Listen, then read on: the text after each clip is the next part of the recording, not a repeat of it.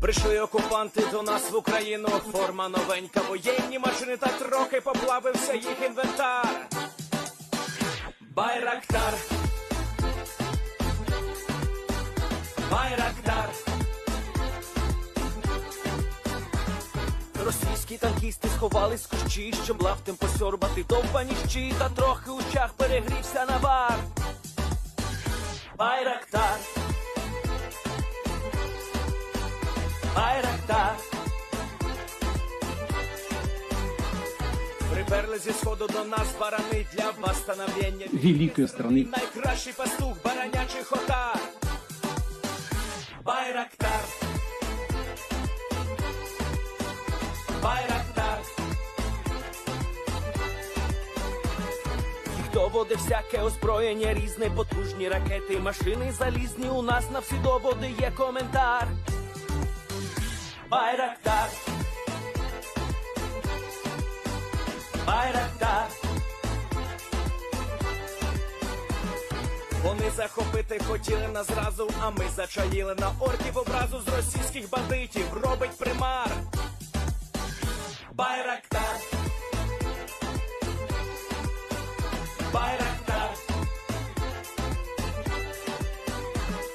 Російська поліція справи заводить, там вбивцю рашистів ніяк не знаходить, хто винен, що в нашому полі глухар.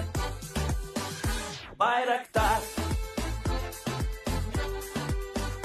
Байрактар. Веде пропаганду кремлівський урод, слова пропаганди ковтає народ, тепер нове слово знає цар. Байрактар. Байрактар. Байрактар. Байрактар. Байрактар.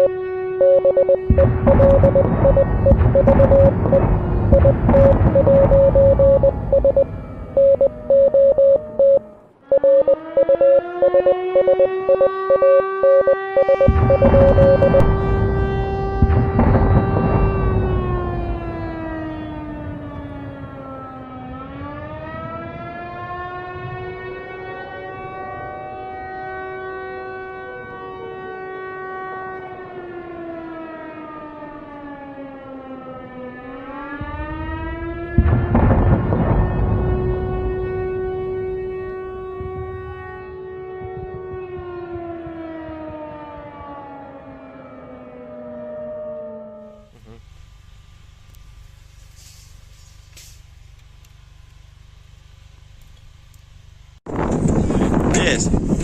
The Leaf Street Army sends its regards.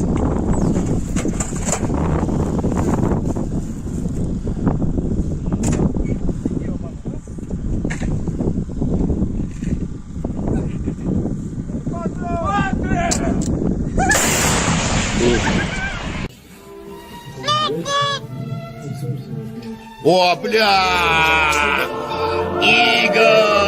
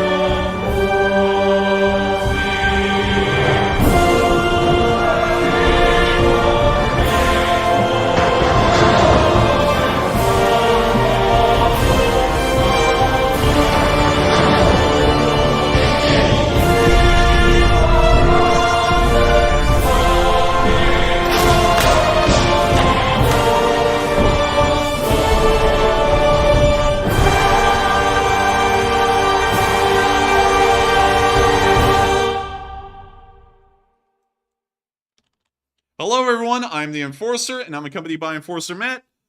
And good evening, folks. It's Enforcer Matt, and welcome back to day 359 of the news. And once again, it's good to see you all in the chat. And of course, we're going to be covering the past 24 hours of the news of the war in Ukraine. And funnily enough, the Ukrainians have embarrassed Putin today by still holding on to a critical, key part of a battlefield and making sure that the losses continue to climb. We'll be getting to that here in just a second, but apparently this embarrassment has been so bad for the Russians that we're now seeing even newer and more advanced air defense systems being deployed in areas of Russia that seem somewhat odd.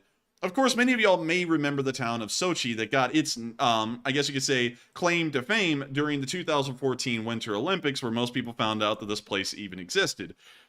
Before that, nobody really knew what it was, and many people didn't really care. However, Putin's, I guess you could say, summer resort mansion for himself is also in the area right around Sochi, and it appears that they're starting to strengthen the air defenses in this area to the point that pantsers are being seen practically outside of Sochi itself. So let me show you all this right here. It's pretty wild, and here's the video. See them driving along, and Pantsir right there. Look at that. Oh. Wow. And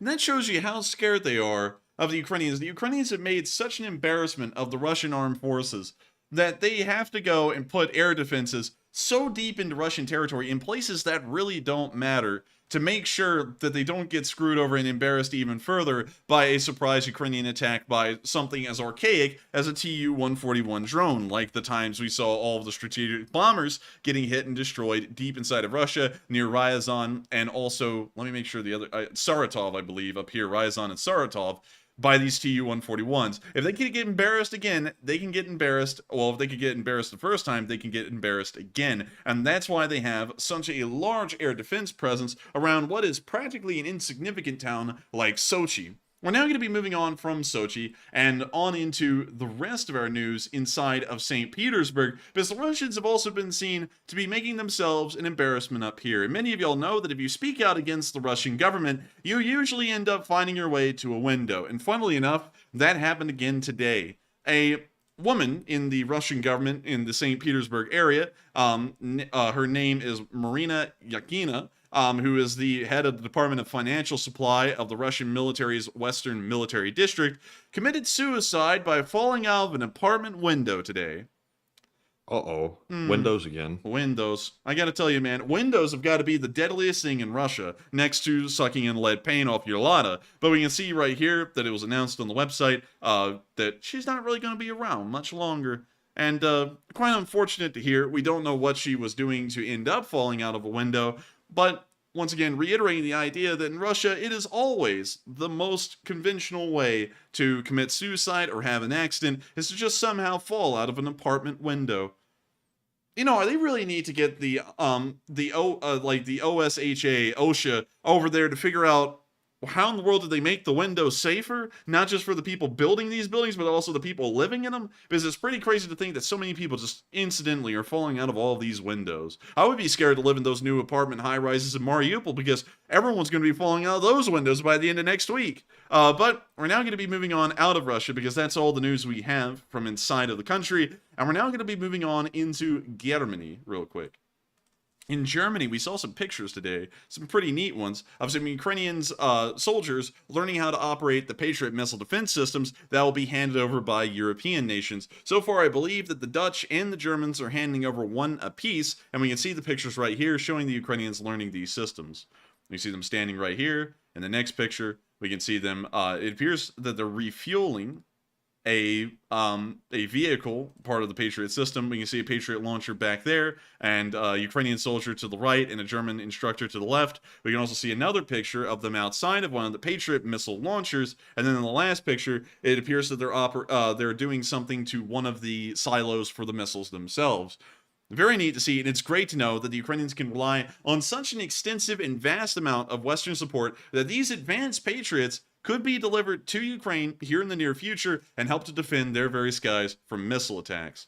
Speaking of which, missile attacks did occur last night, and 32 Russian missiles were launched into the airspace of Ukraine and began to hit their targets. Out of these 32 missiles, only 16 out of 32 were shot down. This is something of a shock, considering that usually Ukrainian interception rates are somewhere around 70 to 80%. This time, during this specific missile attack, it was only 50%, exactly. We do not know why the success rate in terms of shootdowns has decreased over this last smaller missile attack, but they were able to get half of them, which is good in its own right, but unfortunately 16 of them would make them to their targets, and of course cause damage throughout most of the country. Some of that damage that we saw was actually seen right in the area of the small town of Plavrohad, right outside of Dnipro, just a couple of dozen miles to the east, where we saw some pictures of a missile that it landed in the town and exploded, causing a large crater. And from what we know, we do not know the, I guess you could say, civilian deaths at the moment, or deaths of the citizens in general, or injuries. But we can see the crater right there, once again, incredibly large. These cruise and ballistic missiles carry warheads that are several thousand pounds in size, at least 1,000 pounds. And the damage is quite extensive wherever they hit. This one hit right in the middle of a residential area in Plavrohad, and we don't know how many people were inside of their homes when this missile attack occurred.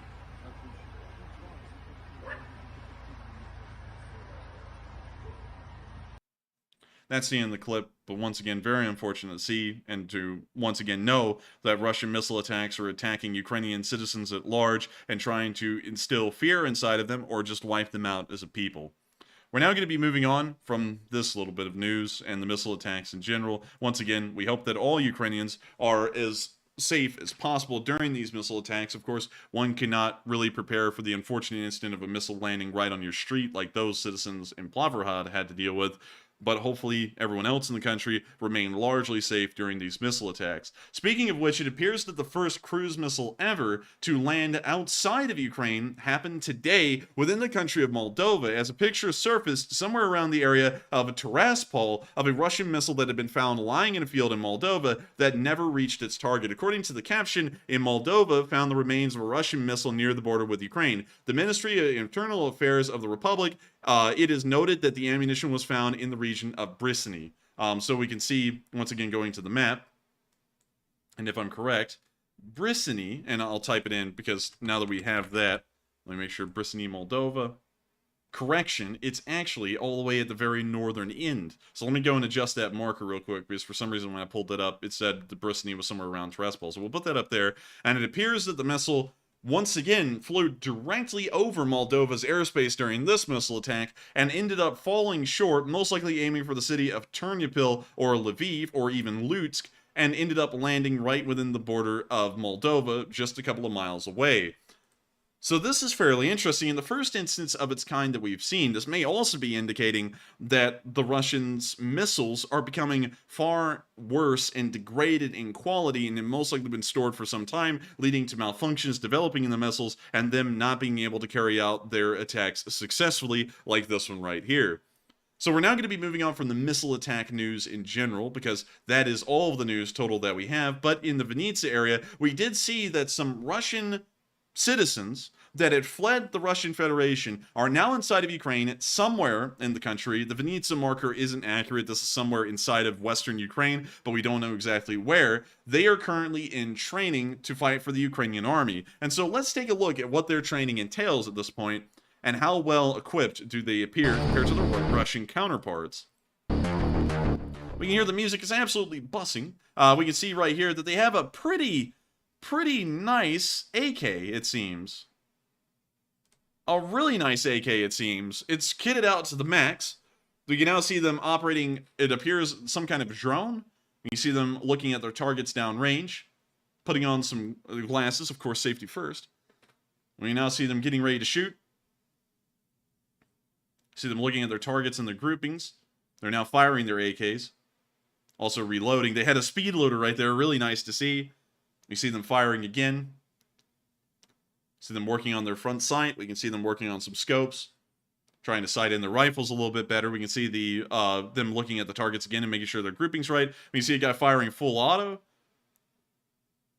Watch And one of these, those like all polymer AKs, like the tactical looking ones. yeah, they have like the rails on them and everything. I mean, like they're really over the top and very expensive looking, especially compared to the normal Russian AKs we see that either have plastic foregrips, I guess is the best way to say, not vertical foregrips, but just the normal foregrip, and also entirely in wood for the most part as well.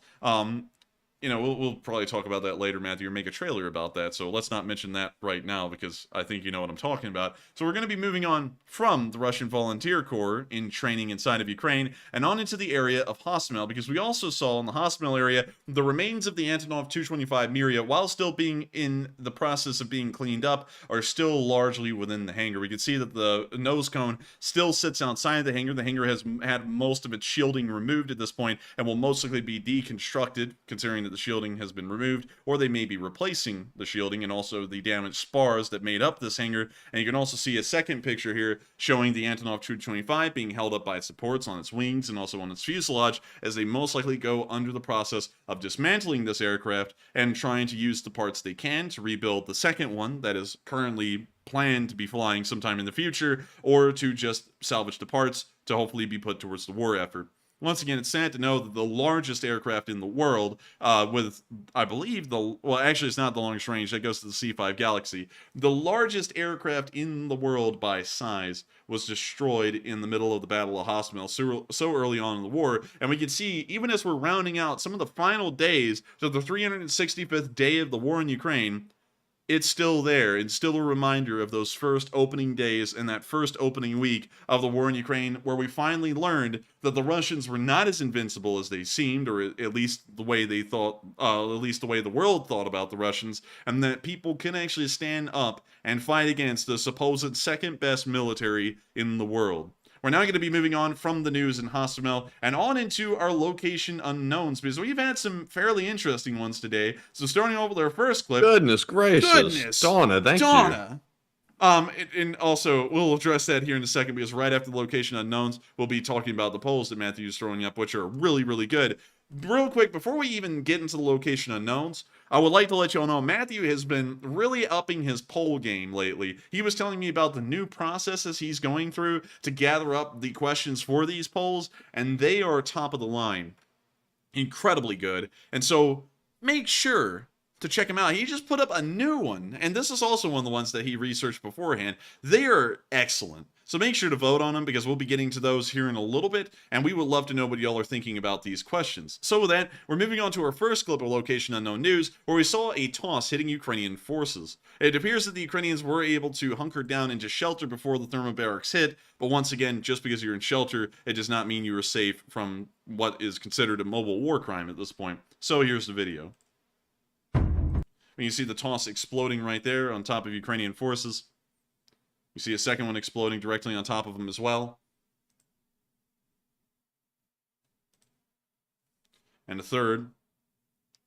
We now see a fourth one exploding somewhere else, destroying a house completely.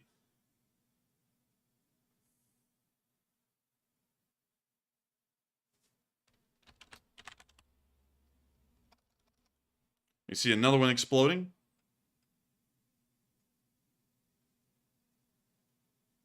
We see a Ukrainian soldier running for cover right here in the middle of the toss barrage. One exploded in front of him, and appears to have been about 70 yards in front of him, so he may have actually been able to get out of that largely okay. We see another one exploding in the area. And another toss coming down, hitting another part of this village. And once again, remember, these are largely war crimes, because thermobarics have a large area that they're able to deprive of oxygen and practically liquefy a person's internal organs. So if there are any citizens left in this town and one of these lands near them, they will also be killed as well. It's not really a precise weapon. It's meant for largely mass destruction and mass deaths, and that's what the toss is doing in this video. So with that, we're now going to be moving on into our next bit of Location Unknown News, and this one is somewhat hard to watch.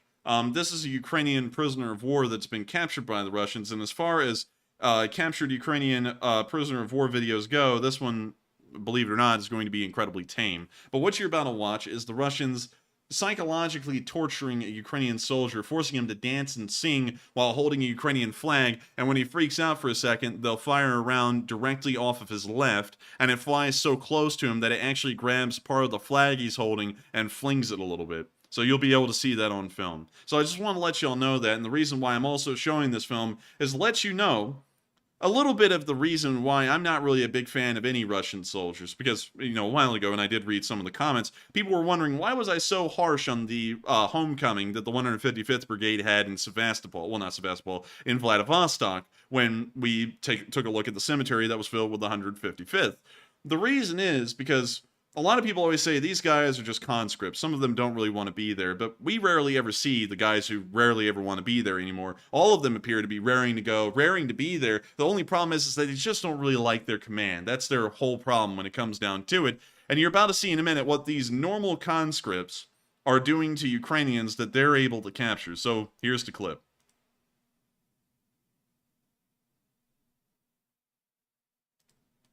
And I'm not going to interrupt you, I'm just going to let it play and let y'all see what happens. Пидорас, прыгай, танцуй, бегом! Говори, какая бригада? Бригада! 53-я! Прыгай, сука! Прыгай, падла! Прыгай, блядь! Ишь в рот же, флаг поднял! Ты чё, охуел, герб злой, блядь, роняешь, пидорас? Ты, блядь! А ну прыгай, блядь! Кто не скачет, тот... Тут москаль! А кто скачет, тот петух! Шеврон сожри, блядь! Шеврон взял, сожри! Русский красавец! Вкусно? Слышу!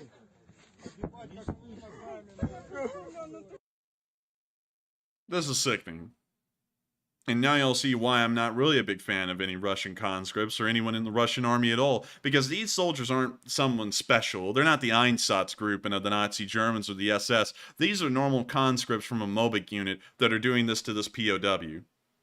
And this is the kind of stuff that they do to normal Ukrainian prisoners. Not a single one of them has come back from a prisoner of war camp without showing clear signs of malnourishment, beatings, broken bones, and other kinds of abuse. And this is just the beginning of the hell that this poor guy is going to be entering when he finally makes his way to a Russian prisoner of war camp and ends up sitting there until a prisoner of war exchange can occur.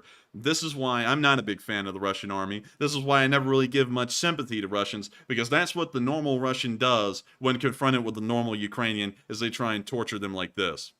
And so with that, we're now going to be moving on from this clip. I just wanted to let y'all in on a little bit of what I see behind the scenes, and that was the only one that I've seen about Russians treating Ukrainian prisoners certain ways that I could show on stream. So now y'all are getting a little bit of an idea of what I see behind the scenes. We're now going to be moving on into our next clip, where we can see some Russian POWs instead, and you can notice that they're not having to dance, and they're also not being shot at by AKs. But they are wearing funny stuff like toilets. Also, I'm going to mute that because that's probably copyrighted. But we can see them wearing all kinds of a myriad of things.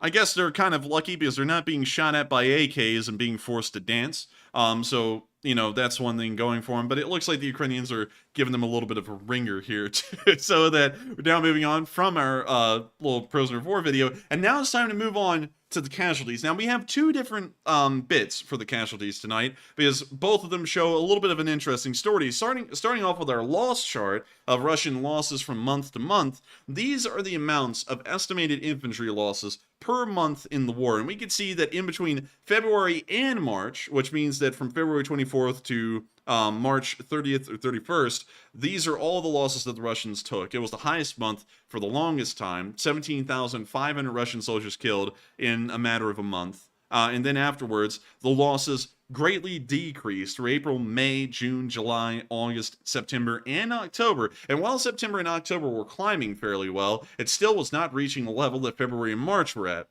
However, that all changed very quickly, as a matter of fact, once November and December arrived, and the losses were as high as they were in February and March. And in January, we saw the highest loss month ever, with 21,540 Russian soldiers being killed over the course of 30 days, approximately. right now we're in the month of February, and even only being halfway through the month of February, the shortest month of the year, they've already lost 13,000 Russian soldiers killed. And so if this is anything to go off of, with another half of the month left, we'll probably see that February outpaces January in terms of losses, and we can also see that from a month-to-month basis, from July to February, it appears that the Russian losses are beginning to exponentially climb as the war continues, and this is starting to show, I guess you could say, critical mass of the war. The Russians have done everything they can, and at this point, they're desperately trying to make any amount of ground, and for that reason, they're starting to take astronomical amounts of losses, trying to achieve victories for political aims, and to show the Russian public that the war is still worth fighting. Although they've never achieved any of these goals over these past few months, they've been constantly losing territory, except for in the Bakhmut area where they make like 1 square foot, and then people say the Russians are winning. But the losses are climbing, and there's nothing to show for them. Moving on into the infantry losses as well on a day-by-day basis, you can see that the average numbers are climbing on average as well. We're seeing that they're entering the area of 1,000 lost on normal given days at this point in February. And even in January, sometimes they were getting very close to about 1,000 lost. You can actually see the opening of the Second Battle of Bakhmut right here. And that's kind of wild. You can actually see the impact that made on the chart. Yeah, see that. I will say one thing. This is kind of technical. Some people are going to probably be irritated for me pointing this out, but the line should actually start at the top and go down and then back up. I don't know why it's starting from the bottom like that, but it looks like the losses have gone. They started high, then they went low, and now they're going back up again at an exponential rate. So the reason why it starts low, the black line starts low, is that it's talking about accumulated troop losses. I think it should still. I think the line should still start at the top. Why? Because they lost like 1,000 guys on the first day, but when you add it all up over all of their losses over the course of the war, why would it start up around 140,000 and then drop down and then climb?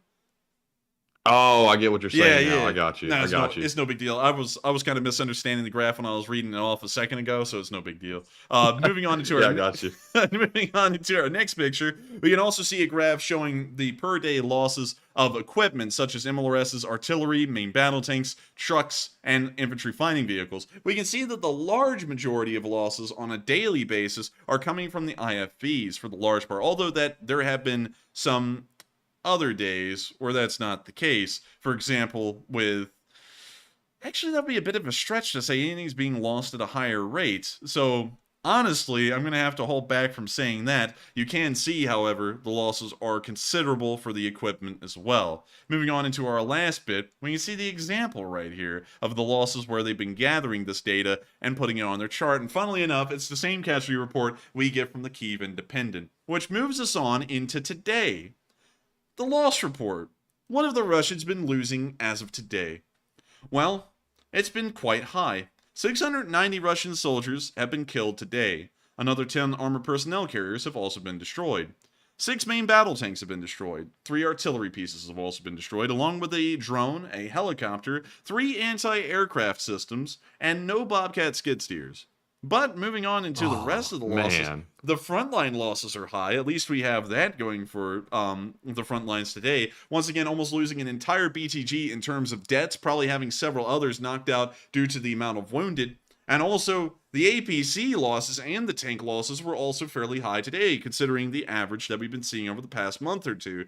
The supply trucks were not lost at an exorbitantly high amount. It's average, so nothing really to brag about there, but it is good to see that the average is being held. And 3 anti-aircraft warfare systems is very high. We rarely ever see anti-aircraft warfare systems being destroyed on a day-to-day basis. Over 359 days of the war at this point, only 239 anti-aircraft warfare vehicles have been destroyed, meaning that less than 1 per day has been destroyed over the course of this war. Sorry, I just hiccuped there. I don't know why. But 3 of them being destroyed in a single day is an incredibly high figure, and meaning that they probably lost about, I would say, $45 million in anti-air equipment if I had to make an estimate. So with that, once again, considerable losses, and we're probably going to be seeing that these losses continue to climb in the coming weeks and months, as it appears that the Russians are losing infantry like it's running out of style. And before long, Russian infantry will be out of style because they're already dated, so I'm sure that their aesthetic will also be going with them as well. And with that, we're now going to be moving on from the losses for today on February 16th, and we're now moving on into the frontline news itself, all the way from the northeast, all the way down to the south, and also into Crimea as well, because we've seen some very interesting stuff occurring on the southern banks of the Dnieper River near Novokakhovka and also Armyansk. But before we get to any of that news, any of it, I tell you, any of it, we've got some polls to cover. Matthew has been putting in a lot of work to make these polls as interesting as possible, and I'm not even exaggerating at all tonight. And I actually don't exaggerate on this ever. The polls he admitted it. He admitted it. He exaggerates it. The polls are incredibly good tonight.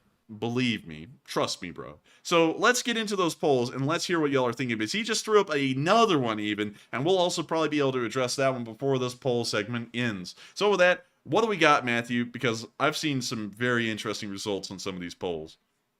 All right. So for the first question segment, we have 3 polls to address, including the one that was just put up. And the very first one says, Zelenskyy rules out ever conceding territory in potential Russian peace deal. And what are your thoughts on that? 60% said, I agree completely.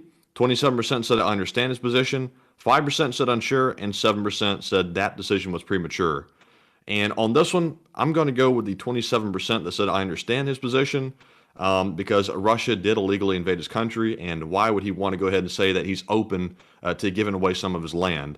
That wouldn't make much sense to me. But Enforcer, what say you? I would say it doesn't make any sense at all for him to give up any land. I would say that no land should be given up whatsoever by the Ukrainians. And so I would say they need to continue to fight to retake the ground, or enter peace agreements, with it being known from the very beginning that they will be getting all of their territory back as a immediate claim, or an immediate clause in that peace treaty for it to go forward in actual negotiations. So with that, I hope that addresses that question, well, that poll fairly well. That was actually a very interesting one. And with that, we are on to the next one. And the second one says, for the second time in 2 days, the U.S. military intercepts Russian fighters near Alaska, and thoughts. It looks like 40% said Russia is getting more aggressive, 39% said it's insignificant, no concern, 6% said unsure, and 15% said that's very concerning. And I have to admit on this one, I'm not sure if the media has just simply started reporting on these incidents recently, given the current events that are going on, or if this is a routine occurrence. So I'm going to have to go with the 6% that said unsure. I have a hunch that this has happened multiple times in the past, but they haven't reported on it. But Enforcer, what say you? Aircraft getting near others' airspace is incredibly common, especially in between the Russians and the United States. It's been heavily reported throughout the course of decades at this point that Russian bombers or Russian fighter aircraft get within miles of U.S. airspace in the Alaskan area or Canadian airspace over the Arctic Circle, and then they're intercepted and turned around by American or Canadian fighter aircraft, intercepting them and then making sure that they do not enter the airspace without being shot down. And this is something of an incredibly common occurrence, and in fact, the United States also does the exact same. We usually fly our B-52s within miles of Russian airspace, and then the Russians scramble jets to then turn that jet around and make it go the other way. This is fairly normal tit for tat and a constant occurrence in both air forces, as we're constantly trying to see what is the response time of the Russian or the American Air Force, and what can we do with the amount of time that we'll have before they can be scrambled and intercept those planes. So with that, I hope that addresses that fairly well. And you can go through years, literal years of reports from major news networks. Whenever they want to start the fear-mongering of war, they always say, a Russian bomber's flown within miles of the U.S. airspace in Alaska, because it's just that normal. And it's an easy thing to pick up on because largely they ignore it. They don't really mention it much because it just happens so often. But whenever they need to start making it seem like things are really about to start kicking off and rolling, they'll start bringing up these common occurrences of Russian aircraft getting close to airspace and being turned around to make it seem like things are getting worse. So with that, I hope that addresses the poll, in my opinion, fairly well. And with that, we are on to the next one. All right, and the third and final poll of the first question segment says, today, Lukashenko stated he will not send troops to Ukraine unless Belarus is directly attacked. What are your thoughts? 38% said unsure, and that's one of the first times I've ever seen the most popular choice being unsure. 26% said I understand the reason, 22% said good, it's progress, and 14% said good, I believe him. And on this one, I've got to say that I think I'm going to say that I don't believe him. I think that's Putin's call in actuality, and that he is probably not the one that's going to end up making that decision. But Enforcer, what say you? I would say, in my opinion, I believe that's largely a true statement. We haven't seen Belarus join in 12 months of the war. And of course, y'all have been around and y'all know it's practically a meme at this point on this channel that any day now, every month, the Belarusians will join the war. That's put out on mainstream news monthly. And we've been here for so long, and so many of y'all have watched this channel. Y'all have watched that monthly cycle repeat itself 12 times over now. It's never happened, and I don't think we'll ever see it happen. The Belarusians are largely a defensive country by design. Reason being, they don't have a military that can practically conduct a successful offensive due to its size, due to its lack of equipment, and also due to the general unwillingness in their armed forces to actually conduct a war against Ukraine. From what we've heard, the Belarusians have never joined the war, although they were planned to at the start, because there is such unrest and almost straight up riots and mutinies within the military whenever it's planned that they will actually get on the border and prepare to invade Ukraine. That's at least the reports that we've been getting. So I would actually believe that's fairly true. Because if they get attacked, in their own words, they'll be fighting a defensive war, which the military in Belarus may be more willing to fight than an offensive war. So then that gives them the ability to actually use the military. Beyond that, the military is practically immobilized voluntarily in Belarus and can't really do anything beyond that point. So with that, I hope that addresses that poll fairly well. Based off of what we've been seeing, that's what I think. But really, everyone has an honest assessment there. The Belarusians are a wild card, and while we've never seen them actually get involved in the war, they could get involved in the war in a couple of months' time. Of course, it'll take them months of preparation to actually get their forces ready to go on the border and get an offensive plan written up. But beyond that, it could begin to happen at any given moment. It's just that it's been used so much throughout this war that they'll be joining any day now that I can't really believe it, and I don't really find it plausible anymore that the Belarusians will ever join the war at this point. So with that, I hope that does address that fairly well. And that was our last poll, wasn't it? That was. So, with that being said, we're now moving on to our Super Chat questions. And up first, we have that tremendously generous $500 donation from Donna Olson, who's a channel legend, and says, would love some Fairly Well merch. Great job this past year, boys, and take a question from the live chat. And thank you so much for the massive amount of support, Donna Olson. That is unbelievable, and I thank you so much for helping out this channel and helping us to keep running, because without your support, and that's massive support, we're honestly flattered by it. The support could have been smaller and we could have keep running with it. We're just highly flattered that the support was so huge, and I got to thank you so much for helping this channel to keep on running, enjoying the channel as well, and also wanting some merch. Matthew has been trying to work on new limited edition merch designs, but due to the podcast that's being worked on in the background still, we haven't really been able to work on anything extra. And also college has been fairly busy too, especially for me. So we haven't been sadly able to work on new limited edition merch runs, but we should have some new ones out soon. And make sure to write that one down, Matthew, as a note, because if Donna wants Fairly Well merch, we're going to have to get some Fairly Well merch. And so with that, Yes. thank you so much once again for the massive support. And we will make sure to get a question from the chat as well. And so with that, what do we got, Matthew? All right, so just looking through here, finding a live chat question. It looks like this one is going to go to Stu B, who says, Enforcer and Enforcer Matt, are thermobaric weapons considered WMDs? Thermobaric weapons are not considered weapons of mass destruction. They are very destructive within their blast radius, especially to people, but they are not, sadly, considered weapons of mass destruction. Weapons of mass destruction largely falls under the category of nuclear weapons, but I do not believe that thermobarics, as far as I understand it, fall under that category. We can pull it up. Are thermobarics WMDs? The thermobaric missile strike, also known as the vacuum bomb, and this is apparently from endwarfandom.com, is the weapon of mass destruction of the Russian Federation. Okay, so apparently this is talking about factions. This sounds like a game, so I'm going to doubt that that's actually real. So, let's see, weapons of mass destruction. This is from the Homeland Security, Department of Homeland Security. So, let's see.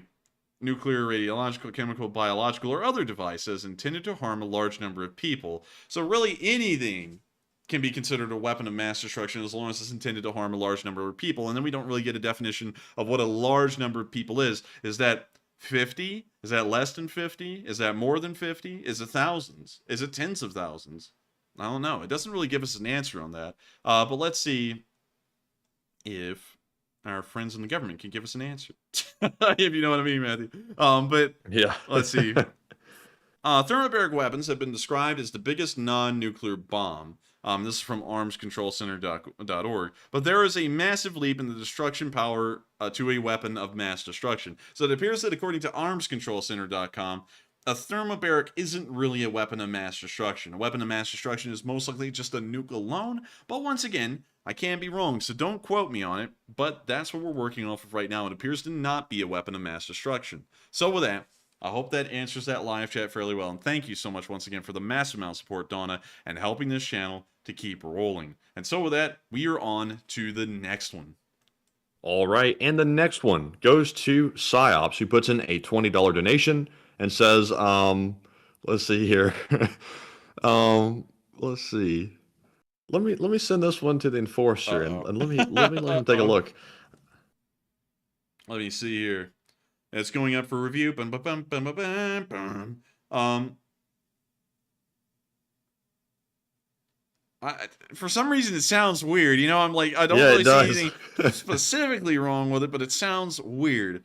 I'm going you gotta go ahead and read it off. I'm going to read it, but I want everyone to know we do not support or sanction anything being said in this, just in case if it comes up in the future or it's not something good. I feel like there's something weird with it, but we're going to let it slide and we're going to read it off. But Psyop says, pop your corks and open your gobs. Bayraktar is here to cook those slobs. So, with that, I thank you for the support, Psyops, and also the statement. But once again, we do not back up that statement in any way, shape, or form, just in case if there was something wrong with it that we're not able to pick up on. But thank you so much once again for the support, Psyops, helping the channel to keep on running, and, of course, throwing in something interesting. And so with that, we are on to the next one. And thank you once again for the support. And I think we're on to the last one of this segment, actually. And yes, and the last one of the segment goes to Psyops once again, who puts in another $20 super chat. And also I see folks saying that the last one was clean, so maybe we're in the clear. But this time Psyops says the okay, I have to make sure here. The WHO came out with a report showing that since the orcs invaded, hepatitis infections are spreading, and hepatitis spreads through excretion ingestion. I guess it's true. You are what you eat. Poop joke. Ooh. And Texas stinks. Oh my goodness. Oh, that was a burn. That was a burn and a half right there. And I got to thank you for sharing that information with the Psyops. I don't know if it's true or not, considering there was a punchline to it. But still, thank you so much once again for helping the channel to keep on running, spreading a little bit of interesting information there. Hopefully not anything that gives out hepatitis. Hopefully you're not spreading that around. And also, thank you so much once again for the support. And also, Texas does not stink. Texas does not stink. Texas is an okay place filled with okay people, but they're not okay people, because okay people come from Oklahoma because their state's abbreviation is okay. Okay? Alright, so with that, we're on to the next one. Well, actually, we're out of this question segment, but thank you so much once again for the support, Psyops, and I hope we addressed both of those fairly well, and thank you once again, Donna, for the massive support. We're now going to be moving on into the northeastern area of our front lines. And of course, going over the past 24 hours in this area, it's going to be filled with action, adventure, movement, and absolutely nothing changed. Nothing changed at all. It appears that actually, hang on, I may be misspeaking here. It appears that the Russians took this small suburb around the area of Drovchine, I believe. So that's it. Nothing big. And it appears there's just small frontline movements. We're now going to be moving into the area of Kuzmivka, where we saw a drone getting a BMP-2. And check this out. Oh, we're going to have to mute that. But you see the Russian BMP-2 sitting right there. It's been abandoned. F1 grenade right down the hatch. The drone flies away. The BMP sitting there. Little explosion, little puff of smoke. And now we see a nice little fire raging inside as the smoke's coming out of the driver's hatch. Call this thing a Dutch oven because it is cooking. And it is getting warm in there.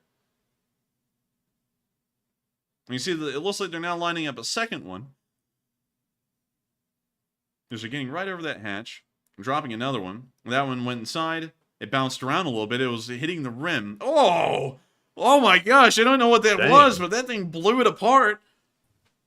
The engine bay is gone. It appears that the engine may have also left with the hatch as well, and that's the end of the clip. And great to see that they're able to not just drop an F1 grenade, but apparently the Holy Hand Grenade from Monty Python and the Holy Grail in there, and send that thing to Kingdom Come. I've never seen a grenade do that before. So with that, we're now going to be moving on into our next bit of news, south of Svitove, where we saw the Ukrainians dropping bomblets on the Russians there again. And just look at it. Oh, and mute that. You see the drone flying over. We can see some vehicles out here by this house. And we can see a Российский солдат. Российской Федерации. Nemenie. You're about to lose 2 guys and a half. There goes the bomblet. Right onto the car's hood. It explodes. We can't tell if it got the soldiers because they're now under an awning. And as you all know, awnings do protect you from the shrapnel because it gives you protection from the sun's deadly rays. But still, great to see that they were able to drop a bomb on that car and at least disable it. But we don't know if they got any Russians inside that house. We're now going to be moving on out of the area of Svitove and further on down the line and out of the Northeast in general, because believe it or not, that's all the news we got from the Northeastern area. Not a lot happens here, and it's very hard to get videos from this area normally, but moving past Crimea, where nothing happened, and past Verkno-Kamyanka, where nothing also happened, we're now moving on into the area of Bakhmut, where it appears that there has been a marked amount of activity that has been picked up compared to normal, and is showing that the battle is still continuing on as hard as it has ever continued. So going from the 15th to the 16th, we can see that the Russians are trying to create a more straight front line where no breaks in the line can be exploited, as they've now taken the town of Krasnoura and, I believe, let me make sure I get this correct. Let me just actually switch the names into English, and let me go back down there and look at it. The town of Prashko-Kivka, they've been starting to try and create a solid front line along the M03 highway, looking south onto the ridgelines and into Bakhmut, although the Ukrainians still control the high ground in this area and are firing down on the Russians as they advance through Krasnoura. We can also see that the Ukrainians have been able to solidify a defensive line near the T0504 highway and ensure that the Russians cannot continue to advance beyond that point, and the no man's land has been created somewhere in between the tree line, in between the T0504 and the Russians that have made it off the ridge near Klashkivka and on into the flat grounds on it. So moving on into our clips that we got from this area, in the northern flank, we saw that the Wagner was hitting the... Wait, let me make sure that was correct. Oh yeah, the Wagner was hitting the 3rd Brigade's truck. This is some kind of a Toyota truck, if I'm correct, Matthew? I can't really tell. It kind of looks like maybe a Mitsubishi, but yeah, I think that I really don't know, to be honest. Material. But we can see that this thing has been messed up fairly well. Call this thing Allstate because they got you covered. And this thing looks like it was messed up pretty badly. They're going to be taking this truck off the line to get it repaired. You can even see that the leaf springs have been messed up on the back of this truck a little bit. But still, it's good to know that the 3rd Brigade is continuing to fight in the area. It says that this was damaged by the Wagner. However, our information has indicated that the Wagner has now been withdrawn from the line completely. But that's now going to force us to revisit that information and see if that is the case or not, because it appears that this is not the only mention of the Wagner unit in action on the line today, and I don't know if that's because the Wagner unit is still there, or whether they've been withdrawn and a new unit from the regular Russian army is now being mistaken for the Wagner unit. But still, the 3rd Brigade is continuing to carry on the fight, and hopefully they can make sure to repair these vehicles and bring them back to the front. We're now moving on into our next bit of news from the northern flank, where we saw new drones being received by the Ukrainian forces. And so, here's the video. And these things are pink. A bright, high-vis pink. І підписані. Вони приїхали до нас зі Львова від нашого друга волонтера Окави. Йому особистий привіт. Дякую. Чекаємо ще від тебе дрони.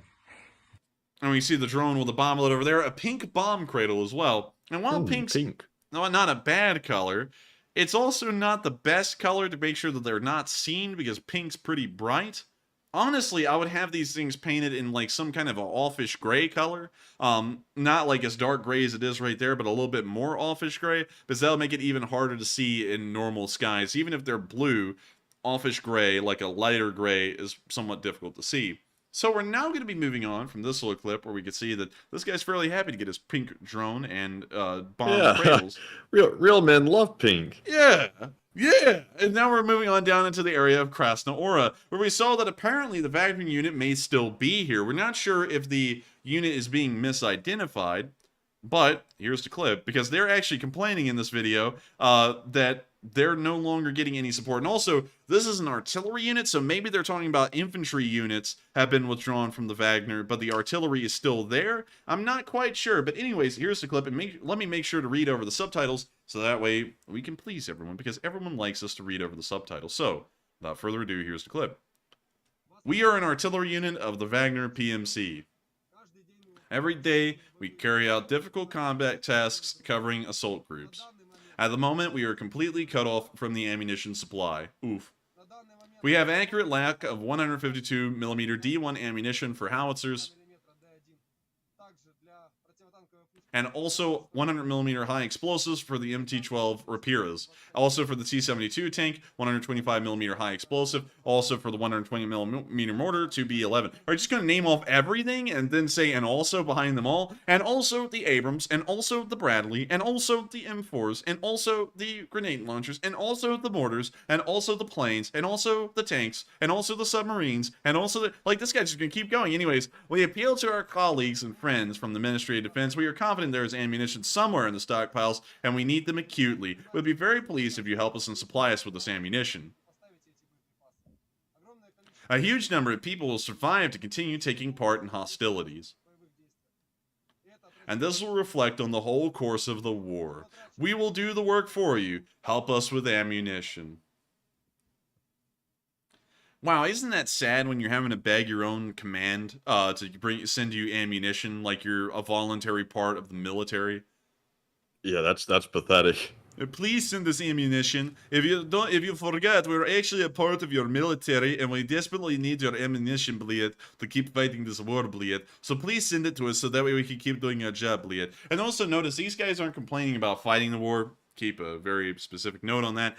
They're complaining about their lack of ammo. So they're not refusing to fight. They're just begging to help try and, for the Russian government to help them try and kill Ukrainians better. So keep that in mind. And don't sit there and think that these guys have a heart. They don't. They're just wanting to get more ammo to be able to try and hit more Ukrainians. So with that, we're now going to be moving on from that little bit of news we got in Krasnohora. Whoops. And we're now going to be moving on down into the central area of Bakhmut, where things apparently have not improved for the Russians here either, as it appears that the Ukrainians are now dropping drone grenades again on the Russians, and the Russians are paying quite well. Here's the clip. Oh, hardcore music. You can see the thunder power. Thunder power. Waves of vigor on the waves of skin, or however the song goes. We can now see the bomb falling, and oh, look at that. Ivan had to crawl right under it, and he just got a snoot full of shrapnel. A whole booty full of it. And so, it looks like he's out of the count. And it looks like they did a fairly good job dropping the bomb. For some reason, the Russians always find a way to crawl right under the bomblet when it's falling on them. They ought to listen to the manual and roll. They ought to roll away from it. I mean, like, if I was a Russian, I'd simply give up. But apparently these guys are too stupid for that, so I guess the next best option is to stop, drop, and roll, like that will save you from the bomblet. So with that, we're now moving on from this little clip in the center of Bakhmut, because that's all we got from the center of Bakhmut today. It appears that nothing else happened on video for us to account for, and also the front lines have not moved in the center either. Moving on, however, to the southern flank, we did see a picture of some Ukrainian soldiers posing with their flag of their unit, and also with their AKs. We can see that a lot of these guys actually have AK carbines, and also, Matthew, notice that in this picture, this guy has the same pistol grip, if you know what I mean. Oh, yeah, it kind of does. Yeah, it kind of does. It kind of does. That stock, though, is a little bit different. Oh, yeah, it's a foldable stock. It's like I think it's a skeleton folding stock. So you can actually fold that onto your gun. Kind of neat, but, you know, fairly cheap. I prefer the wood. I've got to be honest with you, Matthew. I would prefer an M4 over these things. Oh, yeah, definitely. Like, that, now on that one, without a doubt. And you know something interesting, y'all? Did y'all notice that Matthew has now changed his statements from a week ago, where he was sitting there talking about, oh, I would equip 1,000 guys with AKs instead of M4s. It seems as though something interesting has happened, and we're not going to exactly say what it is, but Matthew has now changed his opinion, and the AK is trash, if I'm correct, Matthew. The AK it's pretty bad. I won't say it's trash, but it's pretty bad. Pretty bad. Also, we just had a spike by like 300 viewers. We're now at 6,500. I don't know how that happened. I think that may be a thing on YouTube's end. Yeah, because now Yeah, it's it going back is. down to YouTube's having 6,270. problems tonight. Yeah, YouTube's having problems. So we don't even know if there are that many of y'all on stream, whether there be more or less of y'all. But still, nice to see this little Ukrainian unit in action, taking pictures with their unit's flag, and also the weaponry that they have. We can also see this guy's got a fairly nice AK-74 up there. And also... and we won't go into that because that's also getting into a little bit more information. Anyways, with that, we're now going to be moving on from that little clip in the southern flank and on into our last one where we saw the Russians getting slaughtered. And I've never seen anything like this before, but the Russians literally created a conga line in this tree line here. The giant white streak you're seeing in that tree line are Russian soldiers seen from about a mile away, and they're about to have an AGS brought down on them all. So we can see the conga line on the move. We can see that it's about maybe an entire company of Russian soldiers here. And they're still moving. You can see that the line stretches all the way back to here where my mouse cursor is. They're still on the move, very slowly, very packed in, no spacing whatsoever.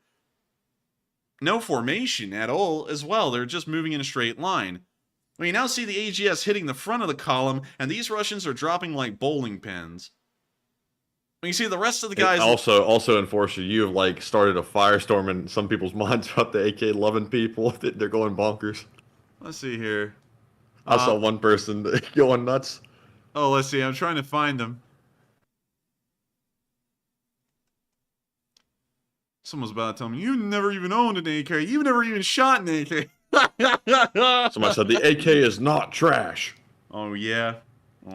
I'm sure it isn't. But we can see the Russians scattering here like dust in the wind. And we can also see that the rest of the line further back behind where the front was hit by the AGS is still sitting there. Call this thing a human centipede because they're not moving much after the front of it was destroyed. If you'll get the reference, I hope you don't. They're still sitting there. They haven't started to spread out off of the line.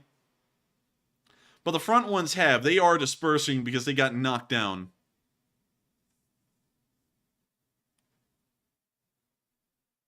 So with that, that's the end of the clip. And Matthew, I think Matthew, I'm actually going to do something real quick.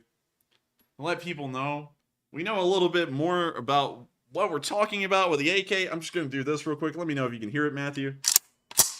We know a little bit. Yeah, we know. You good? Yeah, we know a little bit about AKs now because we actually got one, and it's not that good actually. We'll probably make it. I can't say anything definitive right now actually, but we might end up making a video on it.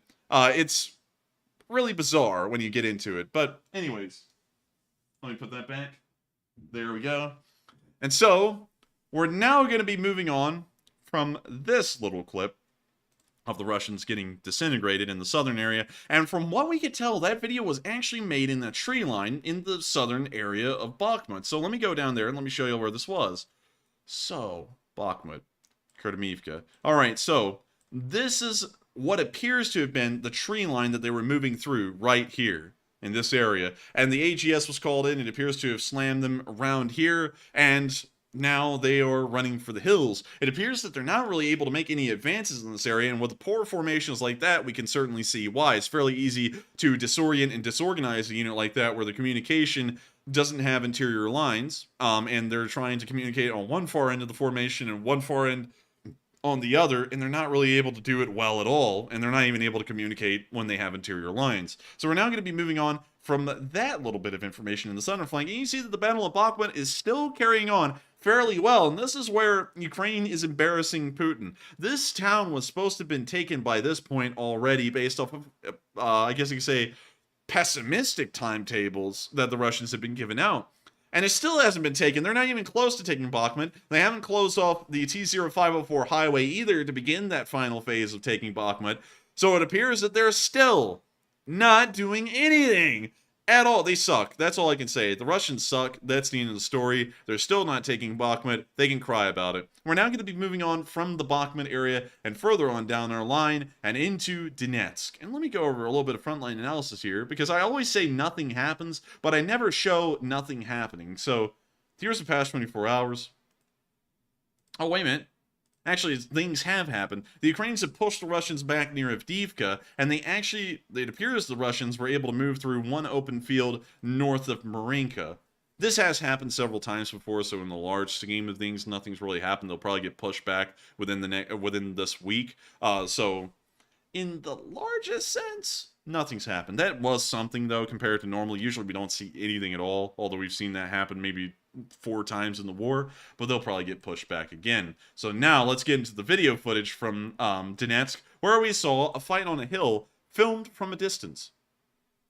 That almost sounded like a dish at like a very expensive restaurant. A fight on a hill filmed at a distance. So here's the clip. When you see the Ukrainians and Russians fighting each other right on this hill, you can see both sides. Also, what's crazy is that you can see this Max Pro here eating RPGs like it's breakfast. Look at this. You can see the Russians over here with RPGs. They're firing directly at this Ukrainian Max Pro, and watch this thing just absorb 2 hits and it doesn't even start smoking. First RPG literally went flying into space. Good job, Yuri Gagarin. I guess you're going to space or something in this fight. There he goes. Second RPG shot. Poof! Hits right on the Max Pro, and it just eats it. It doesn't even get damaged much. The Max Pro is just like a driving tank, basically, just on wheels. That thing is literally just a tank for people to drive around as a tank truck. Like, imagine being a Russian and watching a stupid little Tiger armored car get blown away, and then the next time you fire an RPG at a Ukrainian armored car and it's a Max Pro, it just sits there and goes, RPG. It just eats it. Oh, man. You know, I just gotta say, the Max Pro is incredible. I'm not really a big fan of it compared to, I guess you could say, the normal MRAP that a lot of people are familiar with in terms of its looks, but you cannot knock this thing in terms of its protective abilities. That thing's over the top. This one right here. Oh, yes, for sure. Very, very nice. And also, I love how it still looks like a Brinks armored car on the front of it, like with the headlights and everything set up. It still looks kind of like an armored car for a bank, but the back of it means business. And also that turret's pretty nice too. But let me see if there's a... So this one right here, I guess you could say... No, actually that's not it. That's not it. That's pretty much the same one as that one. There's another version of the MRAP. Let me just pull it up. I think it is just called the MRAP. And let me go find it. Let me go find the specific variant I'm talking about. I think it's actually this one, the Cougar MRAP. I think that's the one that most people think about. But let me go through. It looks like we have a million different kinds of them. There's a Cougar MRAP that actually survived a hit in Iraq. Man, those IEDs can really do some damage. But what's crazy is that it blows that thing away and then people just come climbing out of it perfectly fine. That's probably the craziest part about these MRAPs. But I gotta say, it's not the best looking MRAP in my opinion. But it is very well armored, very well protected like the rest of them, and I gotta say, it was a great service to give those over to Ukraine, because I'm sure that's been mitigating infantry casualties due to vehicles getting hit by a massive degree. We're now going to be moving on into our next bit of footage in the Donetsk area, somewhere around Marinka, where we saw the Russians once again getting hit. Believe it or not, this happens a lot. Here's the video. Also, we're going to have to mute that. We see the Russians wandering around in this tree line. It appears that there's a destroyed Lada in there. When you see them highlighting the Russians, it appears the video is now buffering.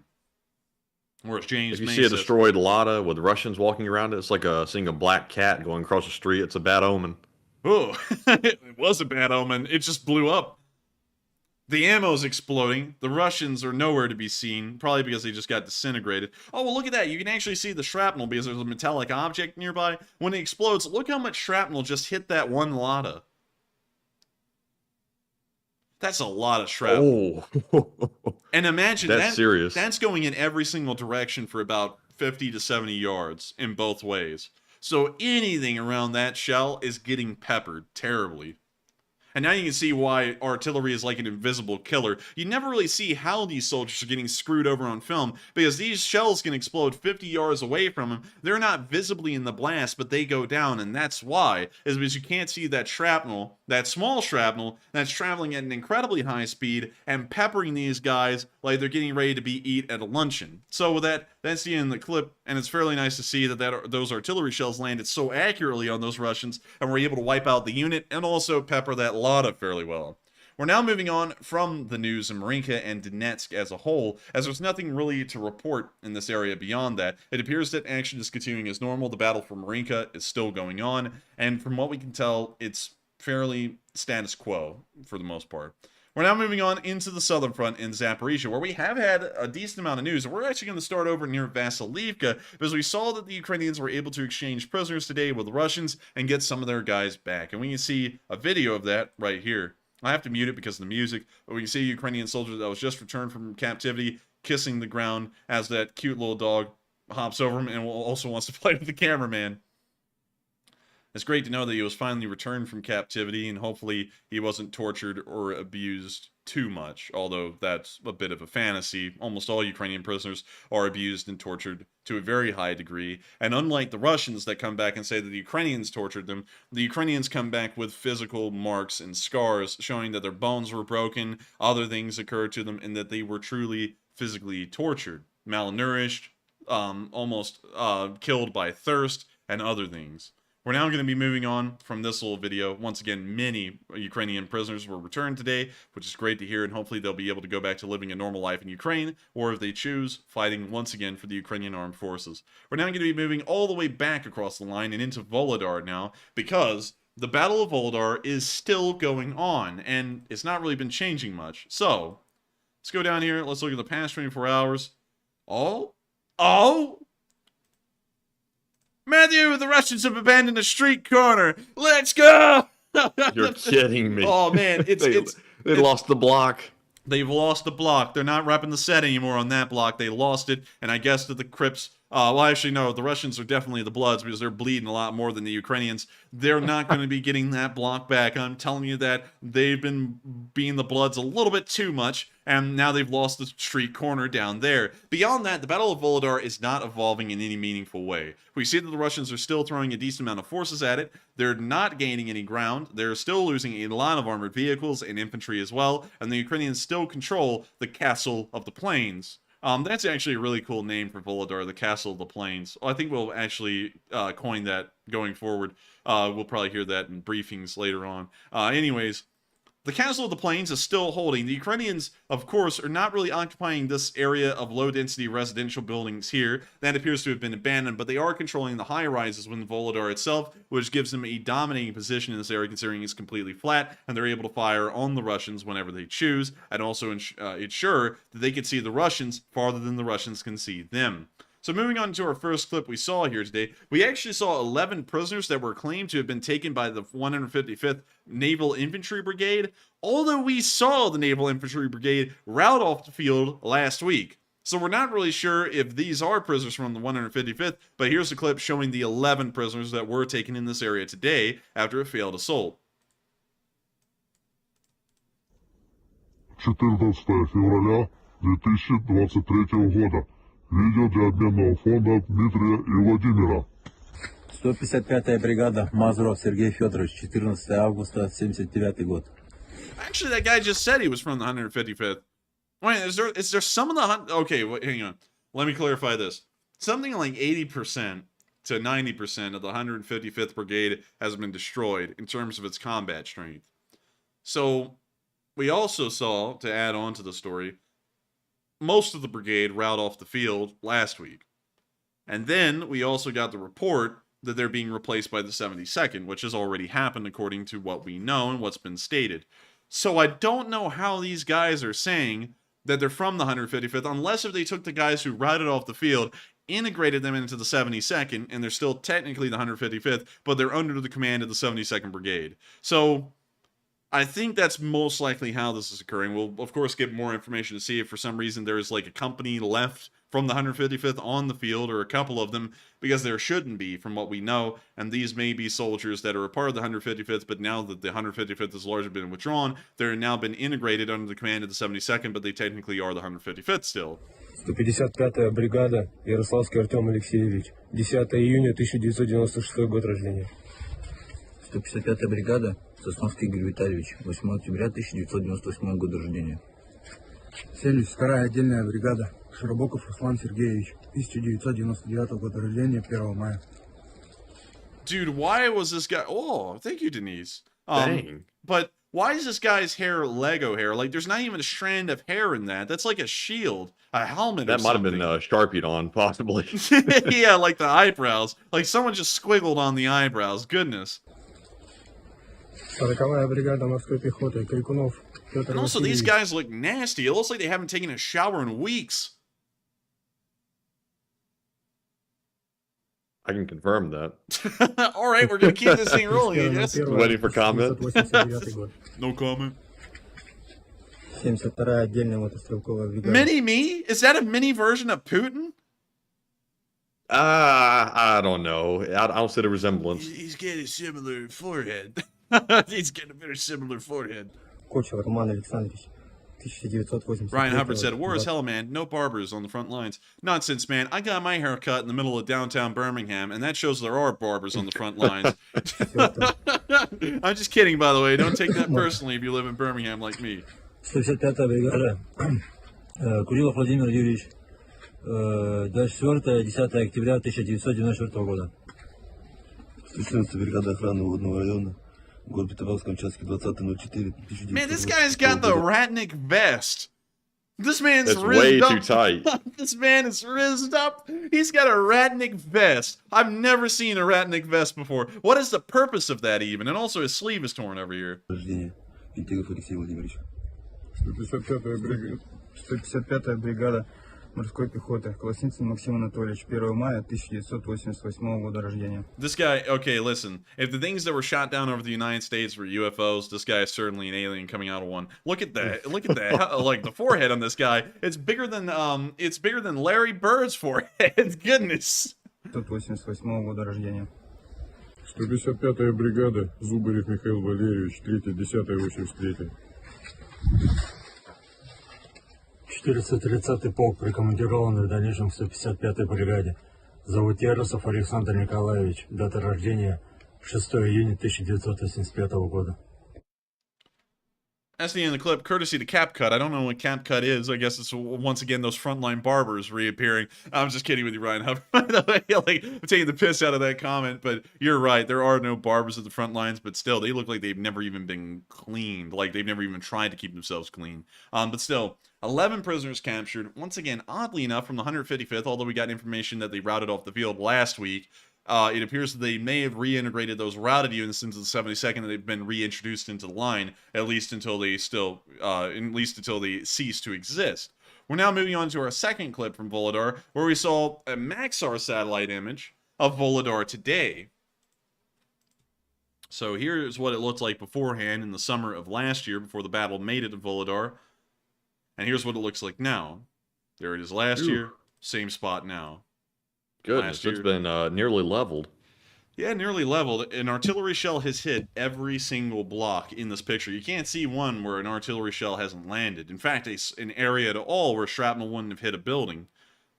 They have completely leveled this place in an attempt to take it. Yet we can see that most of the high-rise buildings still stand well enough that they can be used to ensure that that castle that we always are talking about, that Volodar is, will continue to remain intact, and the Ukrainians still have an upper ground advantage just due to the high-rises alone. They may actually be bombarding the city so heavily to try and destroy those high-rises so that way the Ukrainians cannot use them to fire at the Russians at greater distances, and also see them better. So once again, there it is in the summer, and there it is in the winter. That's the end of the clip, and once again showing you the hellhole that Volodar has been turned into, yet the Ukrainians still hold it doggedly against the Russian pushes and are ensuring that not a single inch of ground is yielded without the Russians losing the maximum amount of soldiers that they could have before they take it. We're now moving on out of Volodar and further on down our southern front and into the area of Urozhine, where we saw a Russian ATGM miss a Ukrainian tank. How do you miss with an ATGM? It's not that hard to aim them. This thing missed by a pretty good distance as well. I guess, you know, if you're aiming an ATGM that's stationary and the tank's hardly moving. We can hear that rave music. We can see in the distance the ATGM fire. And there's the ATGM right there. And, oh, wait a minute, that thing was tumbling.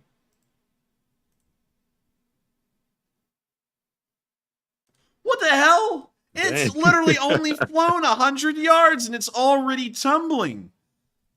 Wow, what an idiot, too. Look at this. The Russians literally waited until this thing was point blank. They can't even hit a tank at point blank range. It looks like a little balloon that you, like, blow up and then you just let it go. That's what it looks like it's flying like. They must have gotten it from China. Wait a minute, did it just blow up, too? Wait, oh, no, I think that was smoke grenades. That's what I'm like, did they just blow themselves up? No, that's a smoke grenade. So now it looks like the Ukrainian tank is backing up. It looks like they may be trying to figure out where that ATGM was. It looks like they may have figured it out. When you see them turning around as quick as possible to try and get out of the area.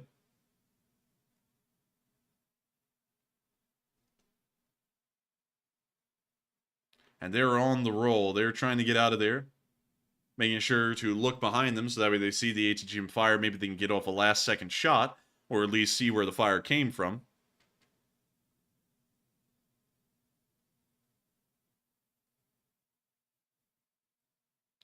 And with that, that's the end of the clip. But I've never seen anything as embarrassing for the Russians as that. How the hell do you miss a tank-sized target at 100 yards with a wire-guided missile? That is just the ultimate epitome of stupid. That's why they use AKs, Matthew. Because they're too dumb to get the idea of shooting anything like an M4 that just has a little bit of mechanical complexity added to it. I mean, like, when you really look at an M4 and an AK, there's not really that much of a difference in between them, except for the quality and also how well, the quality and how well they were made are the same thing. But that little extra bit of quality and also care that's needed to run an M4 throws them off, and that's why they've never made anything better than an AK, and that's also why they can miss a tank-sized target at 100 yards with a wire-guided missile. It's unbelievable. It's the Russians. What can we say? That's the Russians for you. And that ought to be a sitcom on TV, Matthew. It's the Russians. And it ought to be like the stupidest stuff ever. Like, oh, bleed, I left my clothes at home and I went to work naked, bleed. Oh, this is a big mistake. Oh, bleed. But with that, that's the end of the video there. And once again, got to give credit to the Russians. The only ones screwing over the Russians are themselves and the Ukrainians. We're now moving on from that area and further on down the line into Kharkiv, where we saw the Ukrainian armed forces inside of a trench.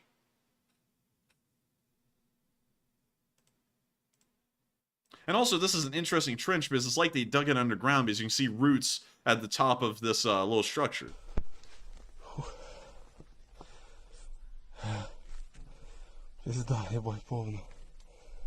See the soldier sitting there in a little dugout. You can see him just chilling. A couple of AKs sitting around too.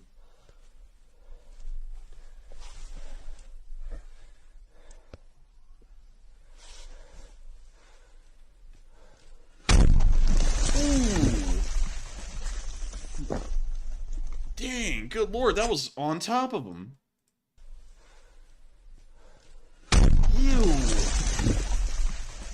Man, that would fray my nerves just even being near it. These poor guys are under it.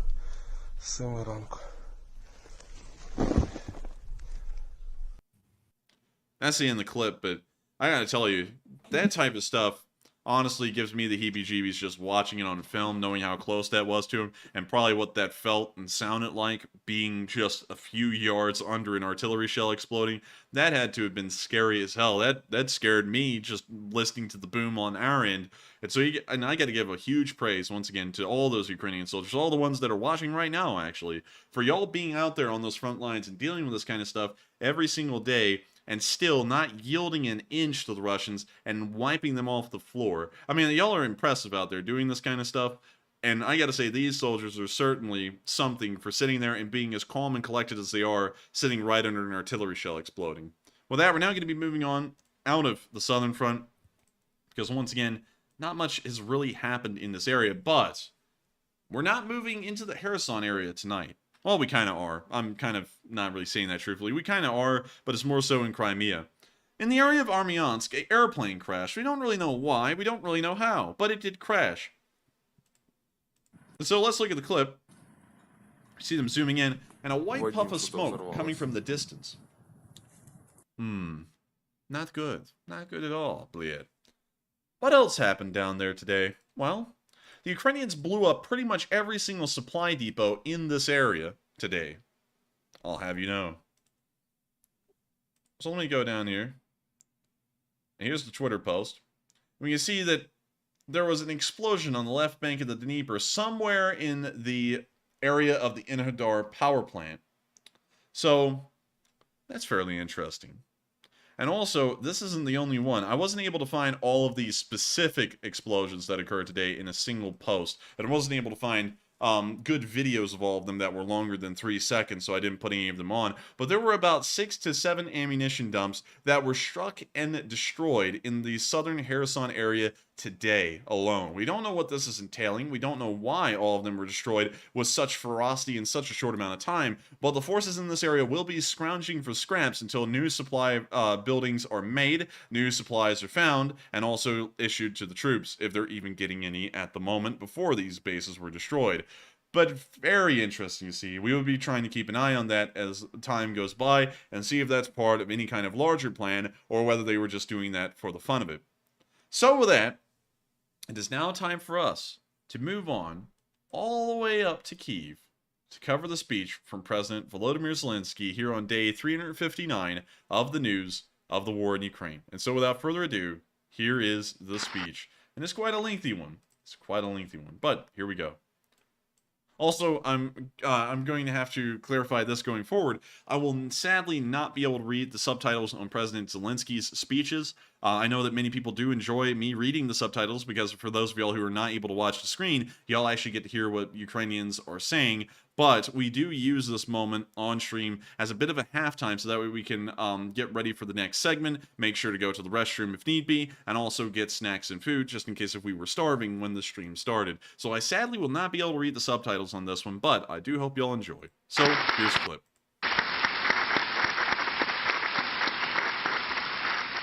And the good thing is, we might be able to talk to the guy who is one of your main characters, right, in your documentary. Yeah. Let's see if he's there. Yeah. Good evening.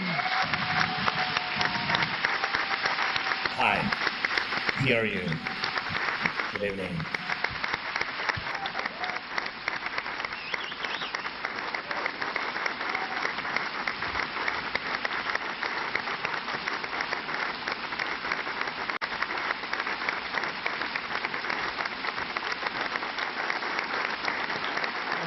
Thank you so much.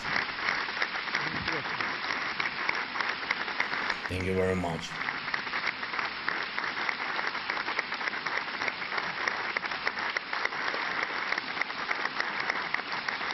Thank you. Dear organizers, thank you very much. Dear organizers, participants, friend of Ukraine, Sean, and guests, all the guests of the 73rd Berlin Film Festival, ladies and gentlemen. In preparing for this address, I remembered a phrase that you are all well familiar with: break the fourth wall. An imaginary border between the one who is on the screen and the viewer.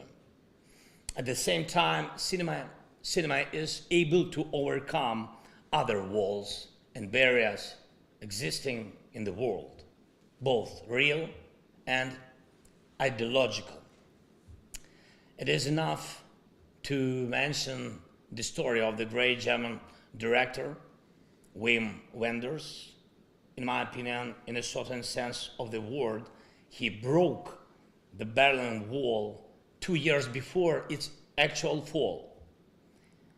In the outstanding film Der Himmel über Berlin, where the divided city is united by angels flying freely over the wall. At that time, Wenders couldn't even imagine that one day, basically the same place, he would open the 50th Berlinale, where once there was a wall and emptiness, now life is booming and the heart of the Berlinale beats. And it seems to me very symbolic. For many, many years, Potsdam Square was cut through by the Berlin Wall. Formally, it divided West and East. Of course, in the global sense, cinema cannot change the world, but it can influence and inspire people who can change the world. A good movie evokes emotions. Cult cinema causes change. In humanity's struggle against any evil, there are always two voices, truth and propaganda. For a while, propaganda can muzzle the truth, but it is not able to win completely. If art doesn't stop the struggle and understand that standing aside means being close to evil, the Berlinale made its choice and confirmed the truth of my statement, professing the principles of openness, equality, dialogue without borders, and the cinema from all over the world. The Berlinale made its choice. Institutions and persons supporting the Kremlin and films made with Russia's support are not admitted to this year's festival. We appreciate it and are grateful for it. This is really important. This is not formality. This is justice. And we are grateful for Ukraine's support, attention to Ukraine, solidarity with Ukraine. Proof of this is the official badge for participants and guests of the Berlinale. The Golden Bear, which this year has become blue and yellow. Of course, in the global sense, cinema cannot change the world, but it can influence and inspire people who can change the world. A good movie evokes emotions. Cult cinema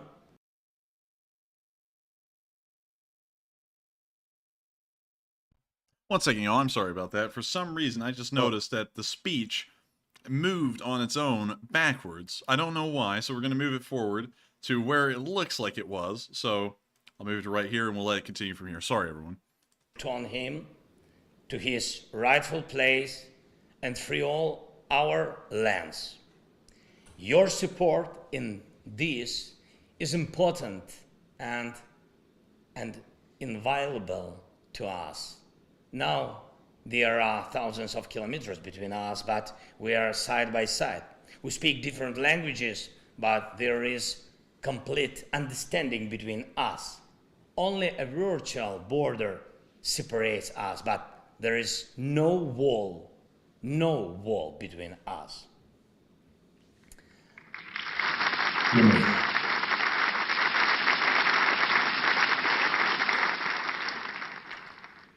Ladies and gentlemen, in 1951, the first Berlin Film Festival took place. You all know the slogan and purpose of the first Berlinale. This is the showcase of the free world. Today, Ukraine is the fortress of the free world, a fortress that has stood for almost a year, a fortress that protects itself, Europe, and the world, a fortress that cannot fall, a fortress that will definitely stand and will win. I know and I believe that you will all be convinced of this after seeing our superpower, the superpower of Ukraine. Glory to Ukraine. Thank you.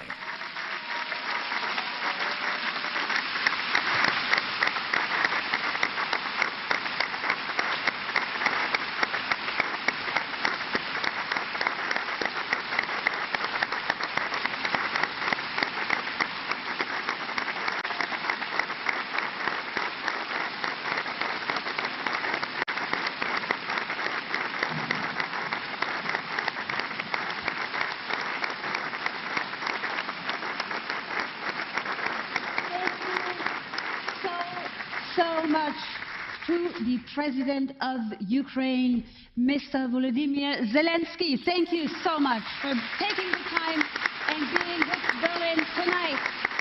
Thank you.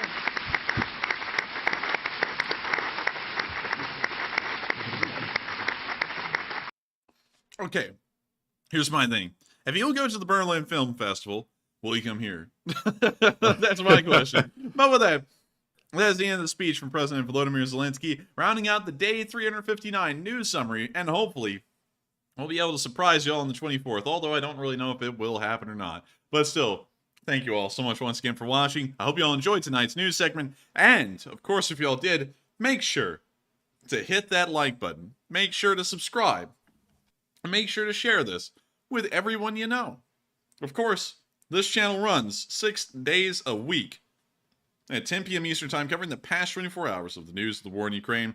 And if it wasn't for all of y'all, every single one of y'all, as varied and as interesting and as neat as y'all are, the Lee Spring Army wouldn't be what it is. And we're always more than happy to bring on more people and help to expand the stories, the culture, and the legacy of the Lee Spring Army as we continue to march on into each and every new day, setting new goals, setting new standards, and breaking records that I don't think have ever been broken for channels this size before on YouTube. And so with that, thank you all so much once again for watching, and we're now about to be moving on into the polls, because the polls are juicy. So with that, let's get to it. All right. And also, Enforcer, are you up there smacking on mutton or something? No. Wait a minute. You're actually hearing the noises? I heard something there for a second. Huh. I don't know. I don't know what you're hearing there. Maybe that's the kind of things, Matthew, that your microphone's normally doing, but you're hearing my mouth moving, like the spit and stuff. That may be what you're hearing. I don't know. If you think that's gross, Matthew, wait until you hear what you sound like sometimes on my end. it's literally like. And I'm like, ew. I'm like, I'm like reverb, man. But anyways, I guess we're both having problems with reverb. I'll have to look into that and try and figure out why mine's doing that now. But with that, we are on into those polls. So what do we got, Matthew? All right, and we have about 4 or 5 polls to go over. And the very first one says, early intel suggests that the objects over the USA were likely privately operated. And what are your thoughts? 38% said too many questions remain. 24% said that's good news, while 24% also said, I don't buy that assessment, and 14% said unsure and undecided. Now, I will say, I'm not going to go as far as to say I don't buy it, but I will say that way too many questions remain to come to that conclusion this early. So, you know, if it was privately operated, how come the government couldn't determine that before we shot it down? Since when have we shot down like privately operated weather balloons? That doesn't sound very plausible to me. But, Enforcer, what say you? And according to international aviation laws, wouldn't it have to have a transponder on board showing that it is a civilian aircraft and also identifying where it is at all times? Yeah, that's what I thought. Yeah, that's what I believe as well. That wouldn't make a lot of sense for multiple privately owned aircraft to just be flying through the middle of the remote areas of Canada, Alaska, and then for some reason over the Great Lakes. And, you know, and if they were privately owned, obviously we would assume it's some kind of like a turboprop plane, maybe a twin-engine turboprop plane. And what are they going to do? So it appears to be something odd. We're going to shoot it down. It's like, that doesn't even make... Okay, I'm going to be honest with y'all. This just doesn't make any sense to me. Story needs to become a little bit more convincing, in my opinion. So with that, I hope that does address that poll fairly well, because that story just still isn't adding up to me. And I have a very strong feeling that we're never going to know exactly what the objects were. It'll probably be classified and brushed under the rug. So it's up to everybody's imagination what y'all want it to be, because I don't think we're going to get any answers anytime soon. But with that being said, excuse me, we're moving to our second poll, which says NATO intelligence indicates that Russia is amassing planes and helicopters at the border. What are your thoughts? 46% said it's part of the new offensive. 25% said Russia is planning an air campaign, while 11% said unsure, and 18% said Russia is bluffing again. Hold on, let me get this cough out real quick. Also, Matthew, every inhale with your nose I can hear. Like, you're like, okay, and we're going to move on to the next one, and we're going to make sure.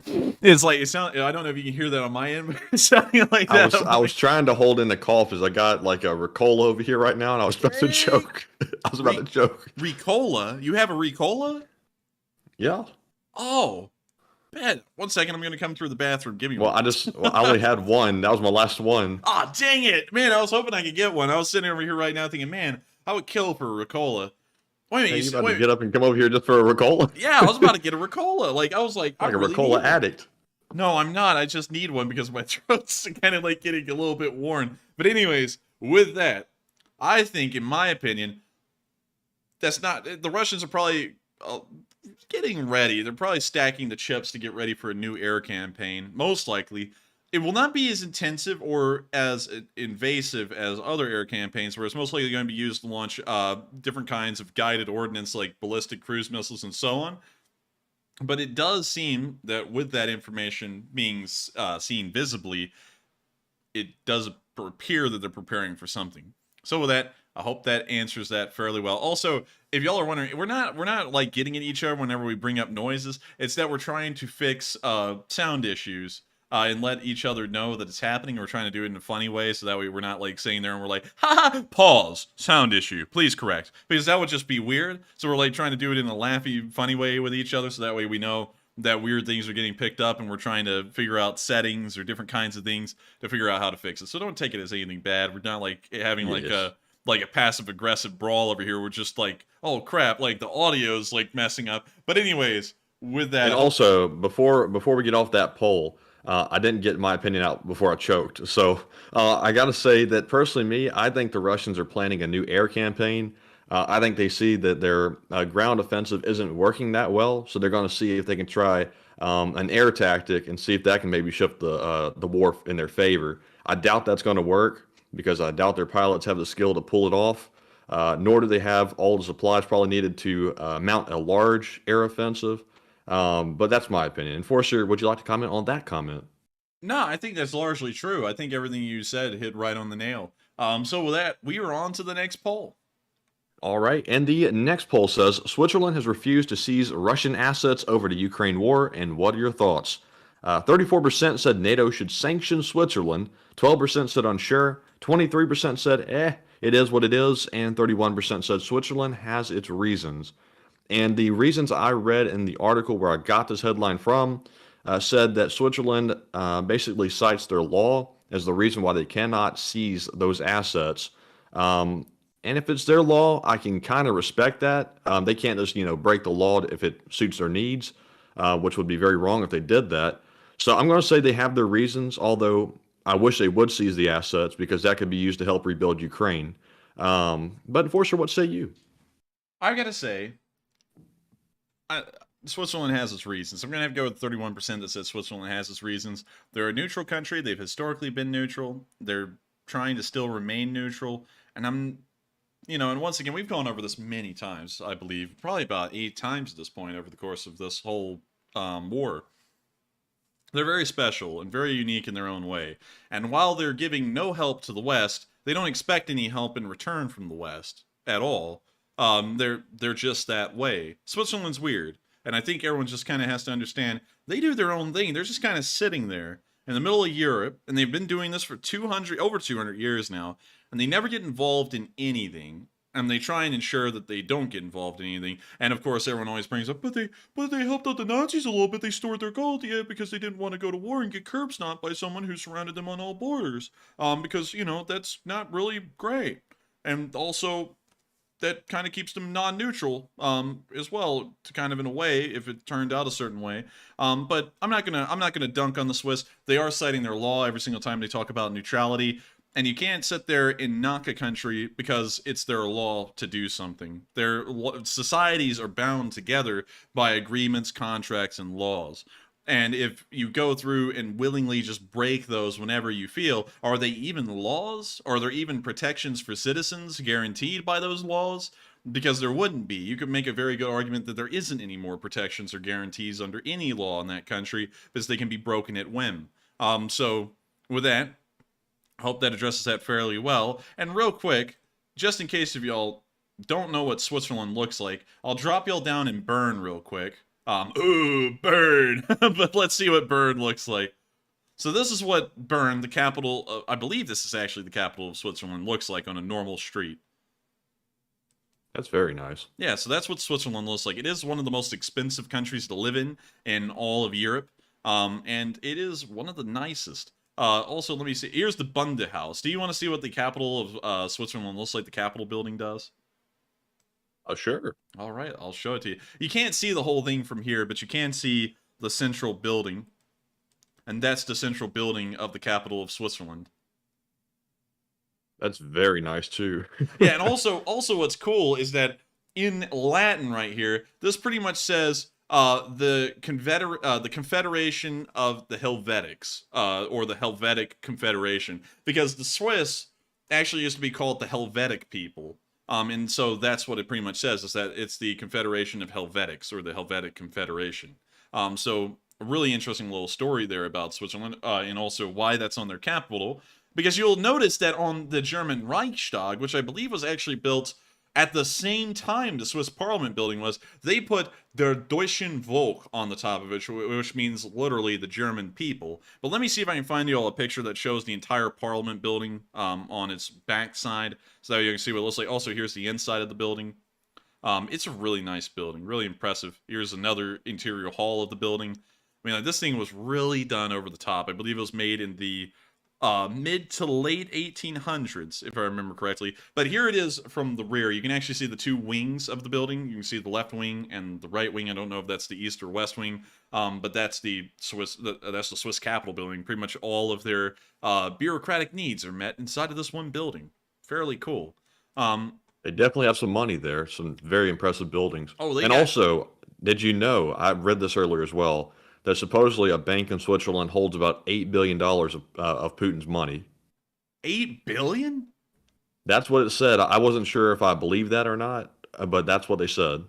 And here's what I'm going to say about this. Some people are about to go, they shouldn't be doing that. They also hold money for the CIA, any organizations we have that are doing things that we can't really claim that we're doing. A lot of that money ends up going into Swiss bank accounts. Some groups that we support that aren't that savory also have bank accounts in Switzerland. Historical groups that we once supported also have bank accounts there. Terrorists, like ISIS, once had a bank account in Switzerland.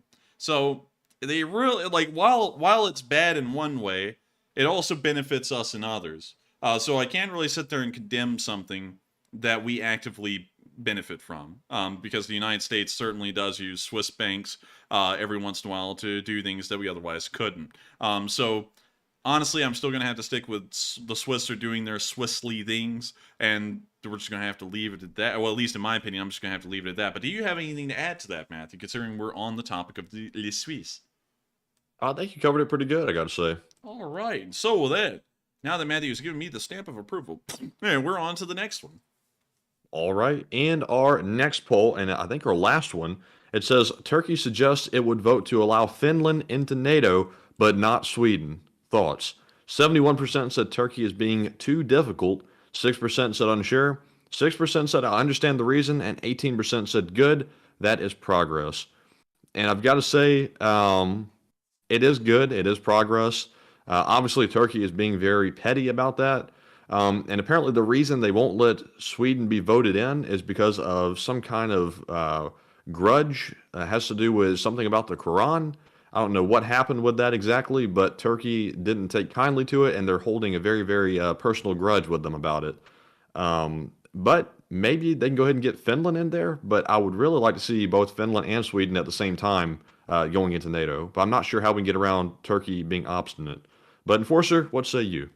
I would say that that's not really right for them to sit there and still keep barring the Swedes from entering.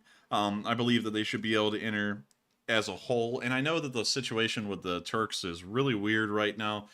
And they probably would have, honestly, they would have never been brought into NATO in the current state they're in right now for the most part. It would have been a very reluctant entrance for them.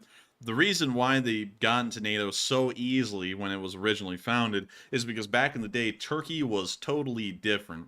Of course, I'll have to say this again. Turkey is an incredibly complicated country with a very interesting and very rich history as to how it got to where it is today.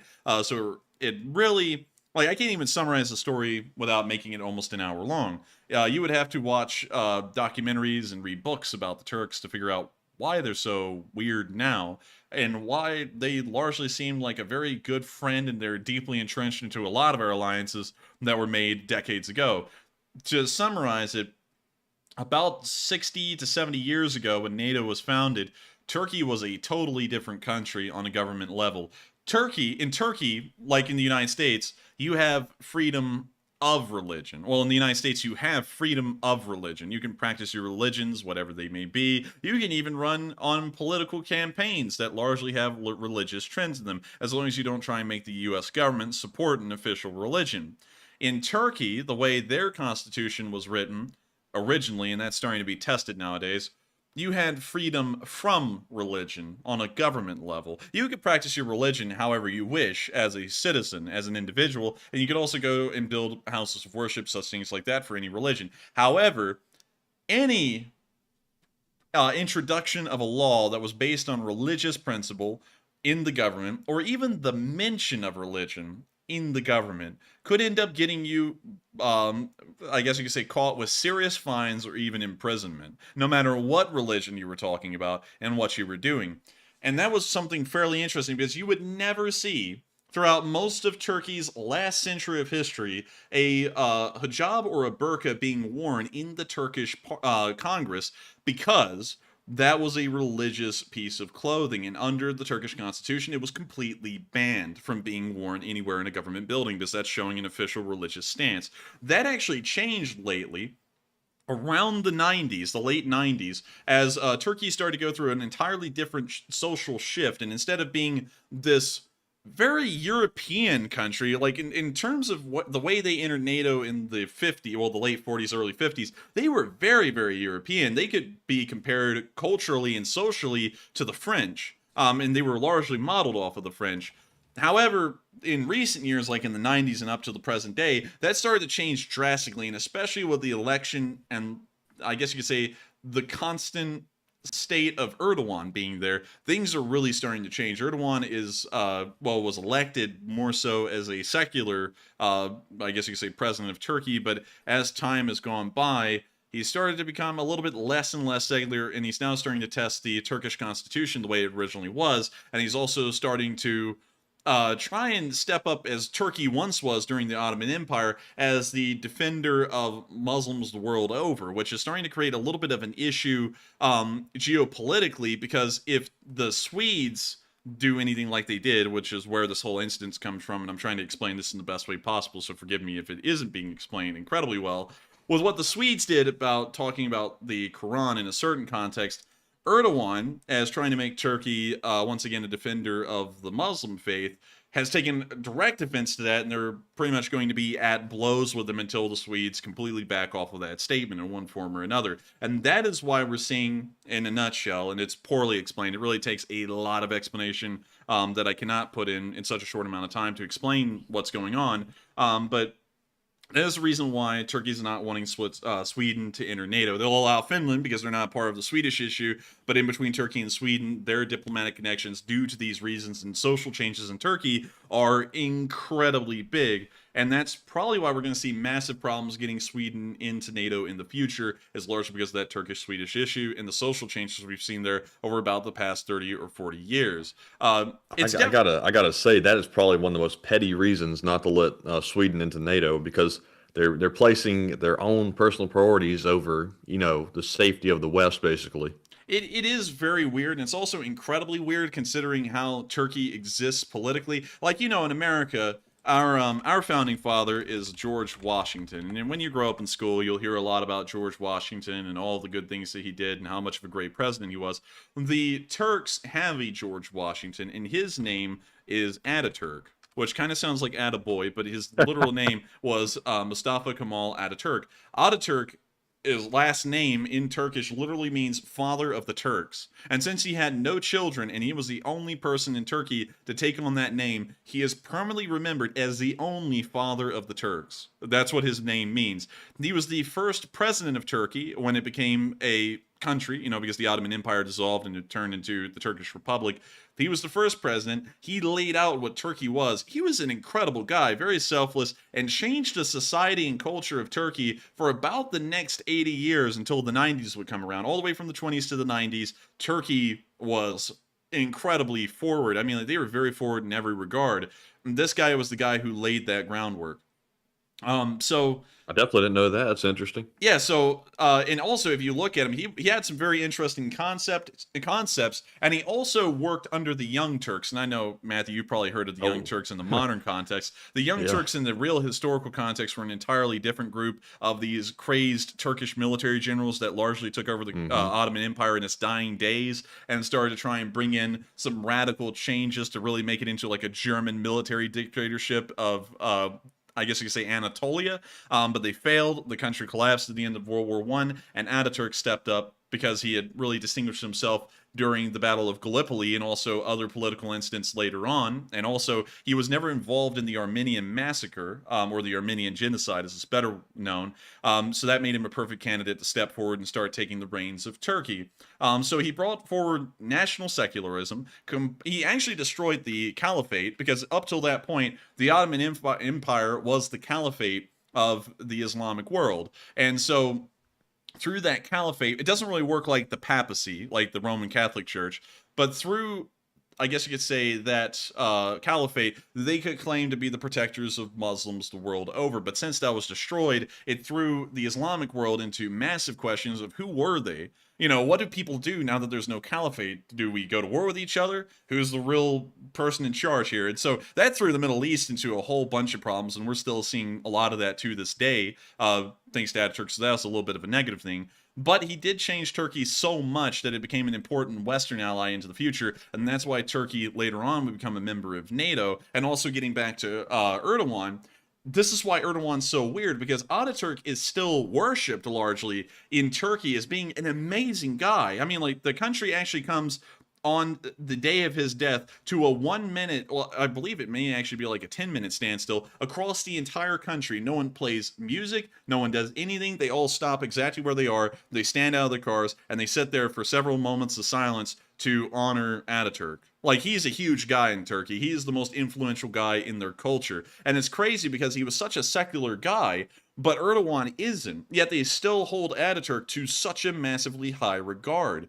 So it's just bizarre, and especially considering what Erdogan's doing, that's clearly not something that Ataturk would have done, as bar Sweden from entering for some kind of a religious stance, because they wouldn't have recognized or spoken of any religion in the Turkish government with Ataturk in charge, which is still idolized by Erdogan. So it doesn't really make much sense with what Erdogan's doing with this whole thing, and it is petty in that regard, especially considering the history of Turkey and what Ataturk laid out 100 years earlier. But with that, I hope that addresses that the best we can with such a short amount of time. Honestly, Turkey is a super cool country, a lot more interesting and cool than people give it credit for, and I'd highly recommend, since I can't really get into it all too well here, to read up on it on your own, because it takes a lot of reading, and get up to speed so that way y'all can understand the Turkish situation as well. So with that, we are on to the next one finally, but I hope that explains that as best as I could. All right, and that was actually our last poll. So we're now moving on to our super chat questions, and then we'll answer as many live chat questions that we possibly can before the stream ends.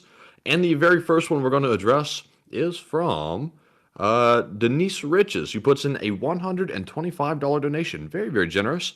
And Denise says, coffee, do you and Matt prefer beans or pre-ground? And keep up the good work. And Denise, even worse than pre-ground, we use K-Cups, particularly the Pike Place, which is my favorite.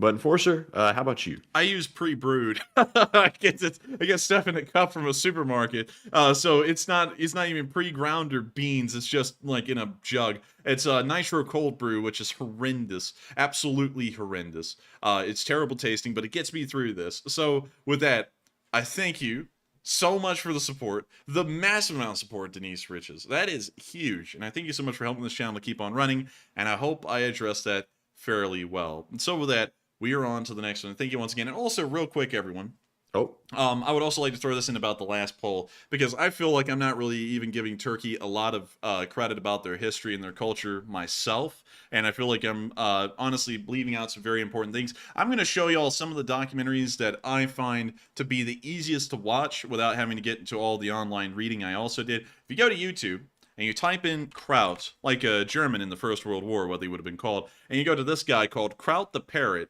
he has these things called country ball animations, and while it seems a little bit silly to look at, he's made 3 like 2-hour-long documentaries a pop on the history of Turkey from the very beginning to where it is today. They are incredibly detailed. They really summarize a lot of the reading that I went and did, and after I did a decent amount of reading trying to figure out Turkey in the background, because everyone was always asking on the stream, why does Turkey do Turkey things?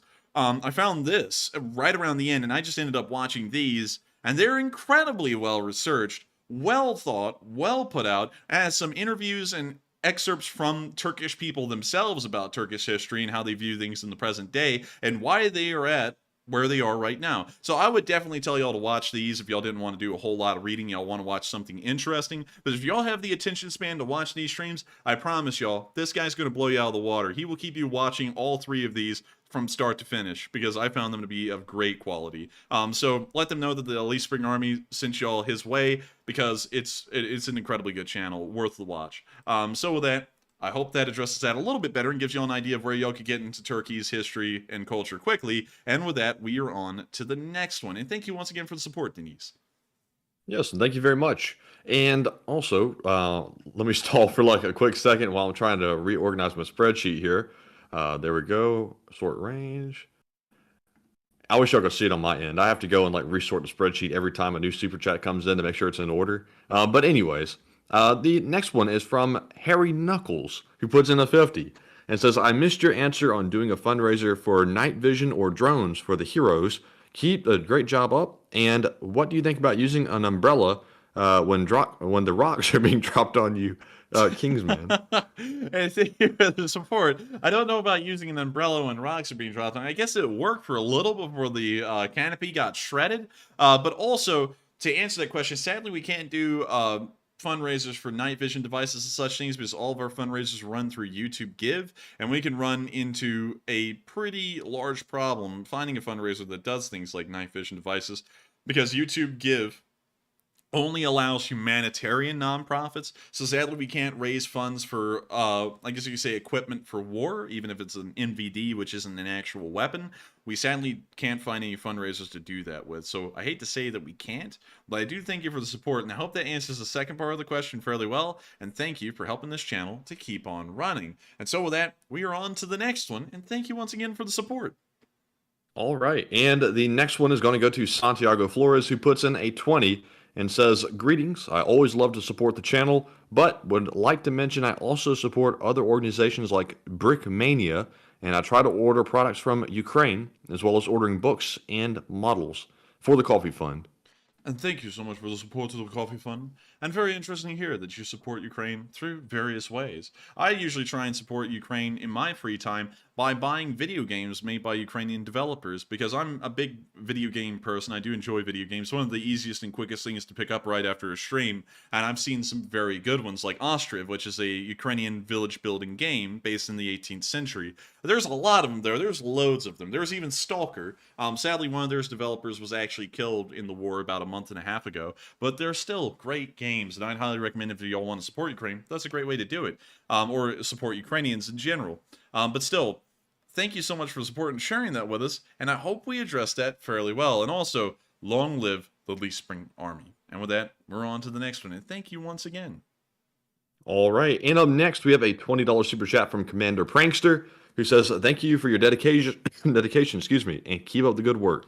And thank you, Commander Prankster, for enjoying the dedication. We always make sure that we do not skip out, unless if we have to, on a single night stream. 6 days a week, 3.5 hours a night, until this war ends, is largely the goal that we're going with. And I've got to thank you so much once again for enjoying our dedication to this war and helping this channel to keep on running. Your support is chipping in on making sure that we can keep everything running behind the scenes, so that way we can be here until war's end. And so with that, thank you so much once again. I hope we addressed that fairly well, and we are on to the next one.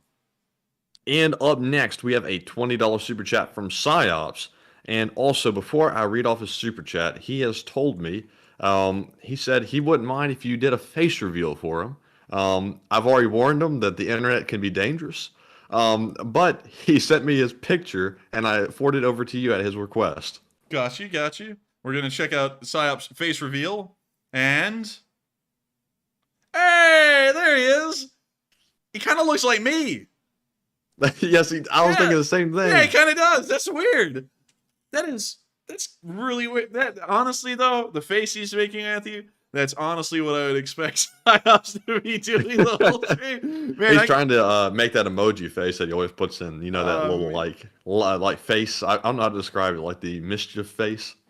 Yeah, true. Also, wait a minute. I forgot. I can pull it up here on the computer, and I can look at it. Did he want us to do that? He said go for it. I warned him, but he said go for it. Well, there's Psyops. That's Psyops. Really crazy. I can't see him, but I'll trust he's on the screen. He is on the screen. He's on the screen. We're waiting for the viewer's response. They're all saying, show it, so they haven't gotten to this point yet. But there is Psyops right there in the flesh. And he looks a lot like his emoji. I'm not going to lie. He does look like it. But pretty cool to see. And thank you so much once again for the support, Psyops, and letting us see the face behind the profile. That is incredibly cool. And it's kind of crazy. You look like me, kind of. And I was like, that's wild. So with that, thank you so much once again for the support. I hope you enjoyed us showing that face reveal. And with that, we are on to the next one. Thank you once again for helping this channel to keep on running. And now everyone knows what you look like.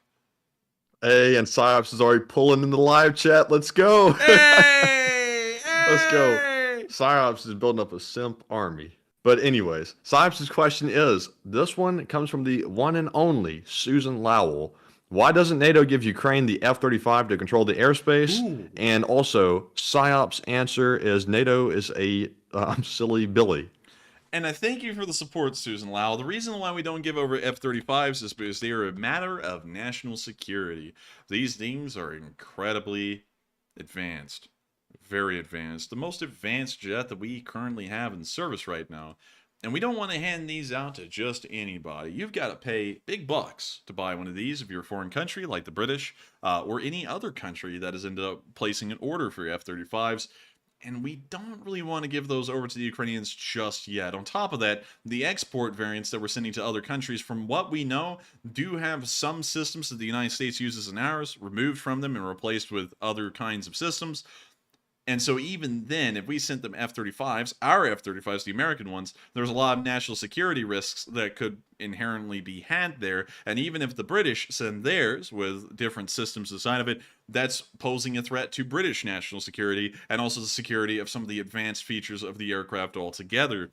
If the Russians were able to even get fragments of one of these F-35s, if it managed to be shot down over Ukraine, they could start to leap forward in aviation technology by decades from where they are right now and actually be able to compete toe-to-toe with us if they had the industrial power of the Chinese behind them. And they would also probably exchange those secrets with the Chinese, which would also help them to develop their stealth programs at an even faster rate. So we definitely don't want that. And we want to help out Ukraine as much as possible, but we don't want to be sending over anything that could risk our national security and our advantages that we have internationally. So with that, thank you so much once again for support, Susan Lau. I hope that does address the question fairly well. And with that, we are on to the next one.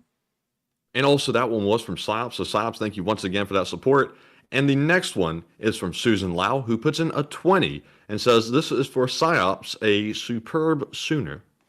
And thank you so much for the support, Susan Lau. That is for Psyops, a supposed super future, I believe is what Matthew said. But still, I thank you once again for the support, helping this channel to keep on running. And with that, we're on to the next one. And also, long live the Lee Spring Army. And so with that, on to the next one. All right. And the next one goes to Psyops once again, who puts in another 20 and says, super chat from Paddington. Why don't the orcs run from the drone before it drops the load? Why do they run from it after it drops? Can't they hear the drone?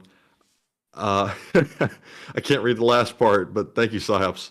And I thank you for the support once again. And to answer that question, the reason why they start running when the bomblet drops is apparently they may be figuring out that the drone is there and dropping the bomblet. Maybe the crate will make some kind of a noise that they can hear from the ground. I'm not really sure. But I can't really give you an exact answer because we never hear the actual audio of what's going on from a Russian perspective or a Ukrainian perspective in those films. So sadly, we have no idea what's really tipping them off to make them start running when the bomb drops instead of the drone flying over them. So with that, unfortunately, I'm going to have to declare ignorance on that one, but I hope we try to address that as best as we can and maybe give some ideas of what it may be. And with that, we are on to the next one. And thank you once again, Cyrus, for sponsoring a live chat. Yes, indeed. And up next, we have a $20 super chat from Marion Deemer, who says, war is hell, and Putin should go visit it. Ooh, that one was clever. I didn't see that one coming. That was clever. But thank you so much once again for the support. And war is certainly hell. There's never been a war that's been, I guess you could say, primroses or anything like that. They're all terrible. And of course, it's terrible to know that war is such a horrendous thing. But like, I believe someone actually said this. I forgot who it was, but they said, it's a good thing that war is terrible lest we grow fond of it. Something like that. It was actually a very good line. And it's a good thing that war is terrible. Otherwise, people would be going to war all the time. On top of that, Putin should visit it because I hear that hell's a great place for folks like him. So with that, thank you so much once again for support. I hope we addressed that fairly well. And with that, we're on to the next one. And also, Peter Chanel, what the hell, man? What the hell? Peter Chanel, let's see here. Oh, I'm not seeing it. It must like have a delay or something on it. I believe it's actually Chancel. Peter Chancel. He's in the Oh. Oh, okay, I see it. I see it. Oh, Never mind. Never mind. No. But anyways, yes. Oh, no. After you. Are you about to go through the whole segment about going to the next one? Yes, I was. So that's okay. On to you. All right, so the next one goes to WF2U, who puts in a $20 donation and says at least one of the objects shot down over Canada, Yukon, may have been amateur radio Pico balloon K9YO15, which was launched from Illinois on October 10th, 2022. It was on 7th circumnavigation of the globe. And WF2U, I don't doubt that's a possibility, but I have a very strong suspicion that it was not a balloon, because we've heard conflicting sources from senators, also military people. Some say it's a balloon, and some say it's definitely not a balloon. So somebody's definitely lying, and we don't know who it is. But Enforcer, what say you? I would say it may be the case that it was that balloon. It may also be the case that it's not that balloon, because like Matthew said, we're getting conflicting reports from just about everyone at this point, whether it is or isn't a balloon.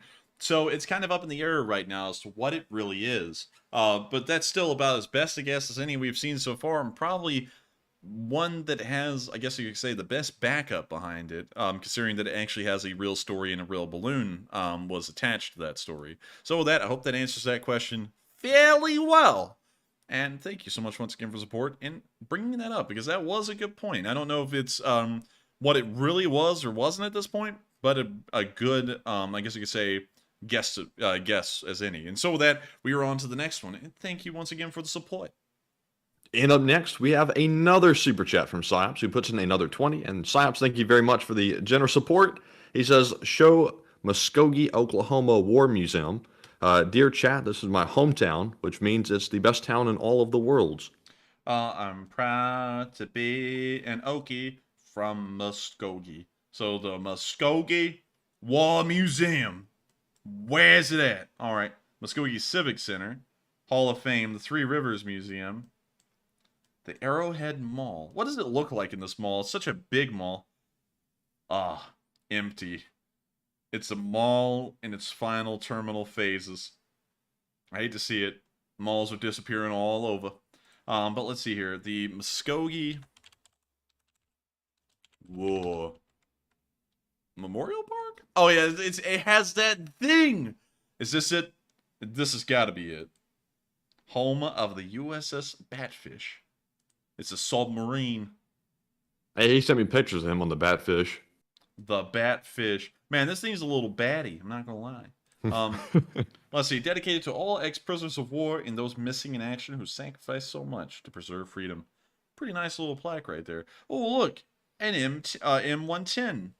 Oh, look. Damn, that's a snout on that thing. An Orlikon.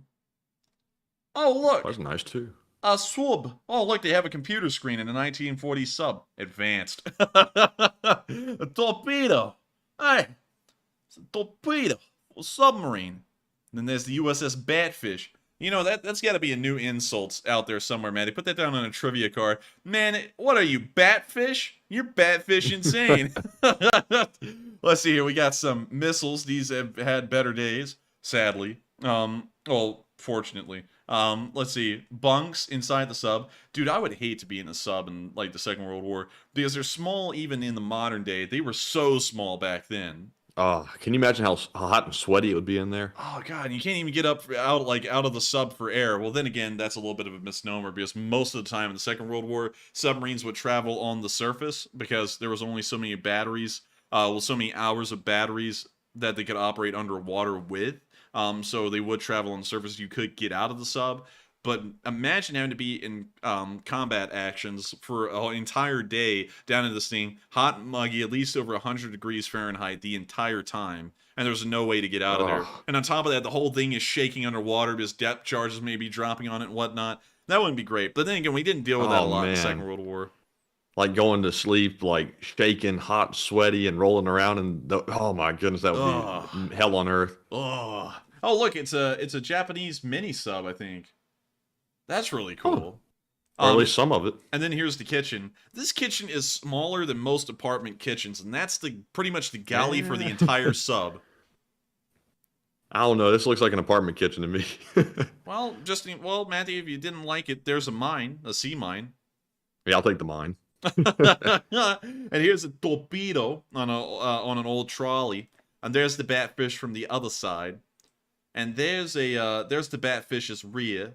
And here's the top of the Batfish. And here's the M110 again. Oh, look! Dual Bofors guns. That's cool. I like that. But this is really neat. I thank you once again for the support, PsyOps, and sharing this with us. And also, look, a depth charge launcher. Oh, pretty neat. There's the little thing that you see down here, you know, like the thing I'm highlighting with my mouse. There's actually, like, a T shape to this thing, and there's a charge inside of that. So it kind of operates like a rifle grenade launcher in a way, where the thing explodes inside the tube. It fires this entire charge over the side and into the sea, and then it goes down to a predetermined height, depth, and then it explodes. And then also there's a dog. That's a big dog. Oh wow, man, that's like that dog's something else. That thing's a wolfhound or something. That thing's scary. Keep your corgis away Cujo. from it. Oh man. And then there's the Batfish again. You got to be Batfish insane. I'm joining the Navy. What ship are you being put on? I'm being put on a submarine. What are you, Batfish? Yeah, that's the exact one, actually. But anyways, thank you so much for the support, PsyOps. I hope we addressed that fairly well. And now y'all know PsyOps is from Muskogee. And so with that, we're on to the next one. And thank you once again for the support.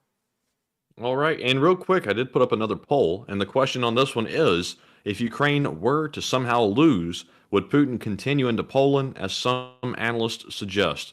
57% said yes, Putin has big ambitions, 7% said it depends, 6% said unsure, and 29% said no, Russia would be exhausted. And I have a feeling that Russia would be quite exhausted in supplies and also manpower. Also, I don't think the Russian public would simply tolerate another war being started, basically. So I doubt that would be the case. But Enforcer, what say you? I would say Russia would most likely be exhausted, and so they would probably have to take a while to realize those plans about a decade or maybe a decade and a half later, because they certainly wouldn't be able to end the war in Ukraine with the kind of losses we're seeing right now, and knowing that those would compound upon themselves in the future, and then immediately start a war with all of NATO and attack Poland. I feel like that's highly unlikely. So I'd have to fall within the 29% saying no, Russia would be exhausted, at least at the moment, but it would happen in the coming decade. So with that, I hope that addresses that poll fairly well, and we are now on to the next one. And the next one goes to Jesus USCB, who puts in a 20 and says, I'm about 2 Coronas in. It's bringing flashbacks. LOL, it's Jesus UC Santa Barbara. And he puts in Jesus USCB tanker. Now, how can I become an officer in Enforcer Army? Gracias, vote for Pedro, and NAFO. And thank you so much once again for the support, Jesus. Make sure not to get absolutely bent and then start sending in super chats, please, because that makes us feel bad, because we don't know if that's something you're really wanting to do or not. And also, we haven't seen Joseph Sika tonight. He has been unbanned, like we said, so he should be able to hop back on, and he should be able to comment. So hopefully he didn't take that the wrong way last night, because we've also reached out to him on a different means as well. Yeah, we did, and we're trying to make sure that he's all right, he's good, and that he can get back on here and be perfectly fine. And also, we're trying to figure out if he really wanted to do what he did last night or not. But still, now that you sent me through a PTSD trip, well, not a PTSD trip, that's overkill, but now that you sent me back down memory lane of what happened last night with Joseph, drink responsibly and also support this channel responsibly. But moving on into the actual comment, I got to thank you so much once again for supporting this channel. And if you want to become an officer of the Lee Spring Army, it's as easy as just asking. Well, it'll probably have to become more difficult at some point, so that way we don't have nothing but officers. But you are now, Joseph, a captain of the football team. Oh yeah. So let me think. What rank should we give him? Corona captain. Corona captain. Captain of the Corona. Yeah, captain. I take that back. I take that back. I vote against that, actually. Oh, I vote against it as well. I think we'll have to agree on that one. I think. I'm trying to think here. Major. Tanker. Yeah, I mean, he said he's a tanker, so I mean. Major tanker. I don't really know. We're gonna have to think on a rank on you. But you are now an officer. You are part of the officer corps. So with that, thank you so much once again for support, Jesus. I hope you've been having a fun time watching tonight, and thank you so much for helping us to keep this channel running and supporting us, because it means a lot. And so with that, we are on to the next one. And W13 Erd guy, he says Jesus. No, he said it's Jesus. He said that last night, so we know it's Jesus. It's not Jesus, it's Jesus. Get over yourself. You think wait a minute, hang on. Let me just pull out my rule book here. Rule 13 alpha, or 13A as we call it. If entitled to, cuss out viewers at earliest expense. Oh! But anyway, that's just kidding. Anyways, call them out. Call them out. Call them out. But with that, we are on to the next one. And thank you once again for support, Jesus. And I hope we addressed that one fairly well. And thank you for helping this channel to keep on running. And also, Richie MC, I am in the chat. Just put @Enforcer Matt with no space, and I should pop up, unless YouTube's having a problem again. But anyways, up next, we have a $20 super chat from Sobs once again. Yet another super chat. He says, Enforcer, this is a question from me, a real one. Please tell me you have found a good tractor video. I need one. If not, maybe a puppy video. And if not, a question from the chat. Also, Donut Fun. Man, I hate to tell you, we have not been able to find a good tractor video in a long time. The tractor was something that was kind of special to its environment at the start of the war.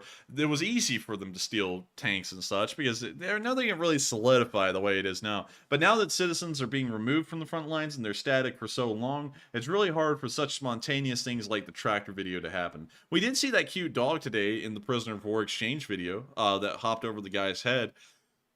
In the middle we did see Cujo in the last one. Yeah, we did see Cujo at the USS Badfish.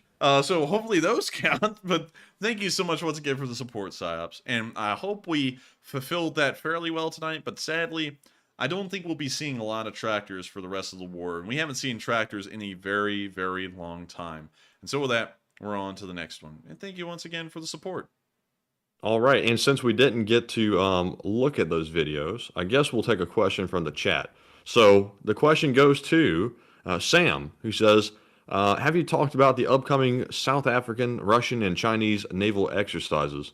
I have not, and I have not been hearing about that. Honestly, I have to declare ignorance on it because my entire focus is largely in between Ukraine and Russia and trying to make sure that that news continues on, and I haven't been able to look further than beyond that lens. So I haven't really heard about that, unfortunately, and I have to declare ignorance on that. So I hope we answered that live chat fairly well, and with that, we are on to the next one, and thank you once again for the support, PsyOps. Indeed. And up next, we have a $20 super chat from Red Lamani, who says, I am Italian and I disagree on the Swiss neutral situation. Time pass and things change. If they were bordering Russia, they will run into NATO. Crooks hide their money there. It's time to change. And if you're hungry, running truffle menu. And thank you for the support and also letting us have a menu option. It's like, I have an opinion on Switzerland. Switzerland sucks, by the way, have the truffles. It's like, oh, thank you. But also, interesting here, you're an Italian. You were one of the Italian Lee Spring Army soldiers. I gotta say, I really love the Italian Army's uniforms during the First World War in the battles of Isonzo. They were really cool looking. Really liked them. Have you ever seen the uniforms, Matthew, that they used? I think you've shown them actually before. Alpine soldiers, World War One. I gotta go find them though because they're cool, man. They're really, really cool. So this is a drawing of a Italian Alpini regiment soldier. But here's an actual picture of them manning a machine gun in the middle of the Alps. The hats, man. The hats are literally the hats they used on Pinocchio in the Pinocchio movie, the Disney Pinocchio movie. Like, it's just, their uniforms were really cool, really distinct, and really neat. The Battle of Isonzo was really horrendous and very special in its own way for its terrain and the environment they were fighting on. But let me see if I can find some better pictures of the... Oh, look, here's an actual... that thing's brass. Oh, that's a paperweight. I was about to be like, you can't wear that. That's brass. But here's a picture of some Italian Alpine soldiers. Here's another one. They were really cool. So... really cool to hear you're an Italian in the Lee Spring Army. And also, times may change, but Switzerland has been the same way for 215 years at this point. And I would find it very, very hard to justify breaking that tradition, considering it's never changed during anything. It's never changed during any of the European wars from 1848 up until 1914. It didn't change for World War I. It didn't change for World War II. It didn't change during the Cold War when... all of Western and Eastern Europe was being threatened with nuclear annihilation. They started digging into the mountains instead to protect their citizenry.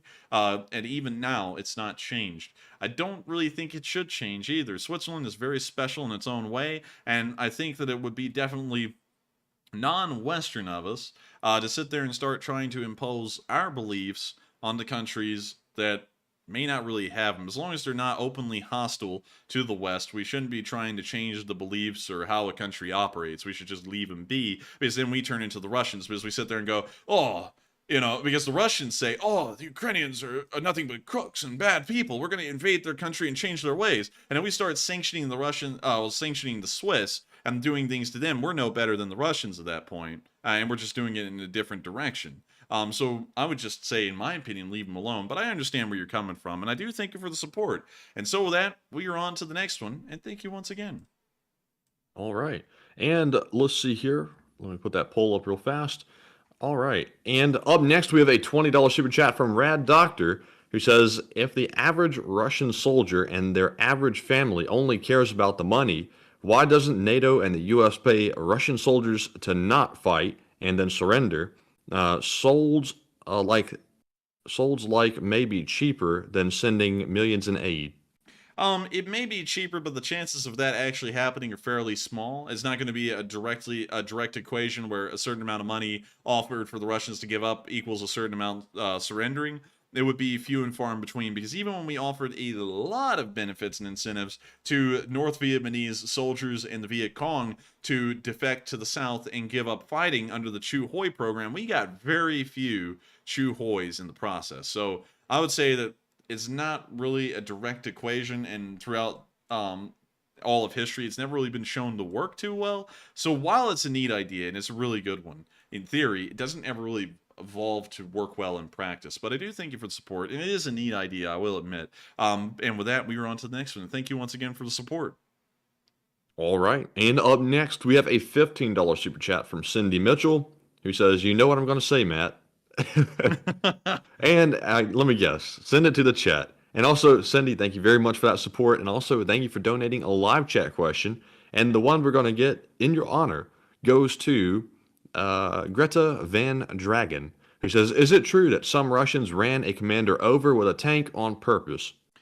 I didn't hear about that. We've heard about that before, but I haven't heard about that recently. So I'll have to declare if it's at all in the war, yes, that's happened, but recently we haven't heard about it. So with that, I hope that addresses that question, at least to the best of our knowledge, and thank you once again, Cindy Mitchell, for sponsoring that live chat and helping this channel to keep on running. And so with that, we are on to the next one. All right. And can you still hear me? Yes, I can. Can you hear me? There's a little bit of lag going on there for a second. Apparently, it's the weather. But anyways, up next, we have a $10 super chat from Adam Jocko, who solved the Morse code, along with Cliff Simonson, JP's RCs, and Cife and Paul Scholes, who says, the Morse code says, would you believe it's not Russians? Ding! Y'all did get it correct. And that was supposed to be a play on the phrase, would you believe it's not butter? But I couldn't find anything that rhymed with butter, so I just said, could you believe it's not Russians? So with that, I thank you so much once again for support and deciphering that Morse code message. And with that, we're going to be moving on to the next one. I got to thank our Morse code decipherers for doing that every single night. And I can tell you all this with certainty now. The final Morse code message ever to air on this channel will air on February 24th. It adds a decent amount to the workload before the stream, and we're removing it for that reason. It also adds a lot of workload onto Matthew during the stream, and it also, due to the amount of time it takes to make that Morse code message, put it into a new introduction, well, a new countdown every night, and then also have that downloaded and then uploaded onto OBS. It takes so much time. It kind of takes away from me being able to research the news incredibly in depth. I can only research it in depth now, but I can't get the kind of clarity that we used to have a little while ago. So the last Morse code message that will ever air will be on the 24th. But thank you once again for deciphering the Morse code messages while they're still here, and you did get it correct. And with that, we are on to the next one. And thank you for helping this channel to get running. By the way, Matthew, I'm just going to let you know, I'm not really feeling that hot right now. I'm feeling like a little sick to the stomach. So you may notice that I'm, making sure to keep this thing going at a steady pace. We may try and round out a little early tonight because this is, I'm not really feeling, just to be honest, I'm not trying to make a big deal. I'm not really feeling that hot. But with that, we are on to the next one. Oh, dear. But also, good night to you, Pack Rat. We'll see you tomorrow. And let's see here. Let's quickly go over the poll. Do you think we will ever be told the truth about the downed objects in the USA? And I saw some folks getting heated about it, but that is the point of the poll, is to get your opinion on it. So it looks like the popular option is 31%, which said yes, but we will get a fake answer. 24% said yes, we will get the truth. 18% said unsure, and 27% said no, it will become Roswell 2.0. And for me personally, I think it will become Roswell 2.0. That doesn't mean that I'm saying it's aliens. That simply means we'll never know exactly what happened. I don't think the government's going to let us know unless there's a event that happens similar to it again, and then they might be forced to say what it is. But Enforcer, what say you?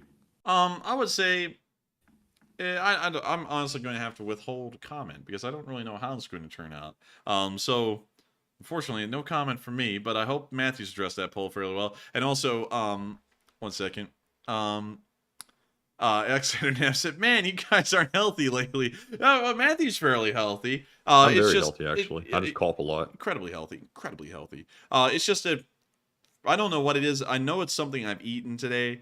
It's not really agreeing with me. I don't know what it is. Hopefully I'm not like getting food Probably poisoning. that mutton you were eating during the snack break. Probably the mutton. Yeah, probably the mutton. Like, if y'all are wondering what I did during the break, I actually went upstairs and got these Italian pinwheels and ate them.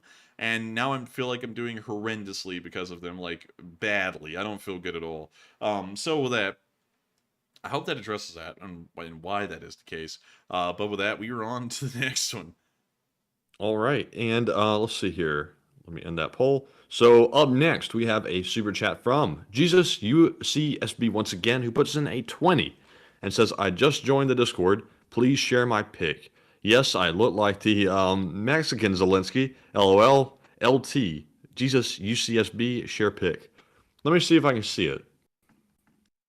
Let's see. LSA Barracks. And if you can, send it to my Discord, Matthew. Okay, let's see here. Let me try to remember how to find people. There we go. Let's see. Richie MC said, have a junior mint. Oh, the junior mint of Seinfeld was a hilarious episode. Like when they threw the junior mint in the woman having surgery. And she was like nearly dying, and then she got saved by the junior mint. That was a funny episode. I gotta be honest with y'all, I love Seinfeld. Seinfeld's a great show, incredibly funny. I haven't seen a bad episode yet or a bad bit yet. It was great throughout. It was an incredible show. Also, Robert Herring has said is stress. I don't get stressed out about anything anymore on this channel because doing this for 359 days, you've gone about through every single kind of stress you could ever imagine up till this point, and you build a pretty decent tolerance for stress. So it's not stress. I can assure you that.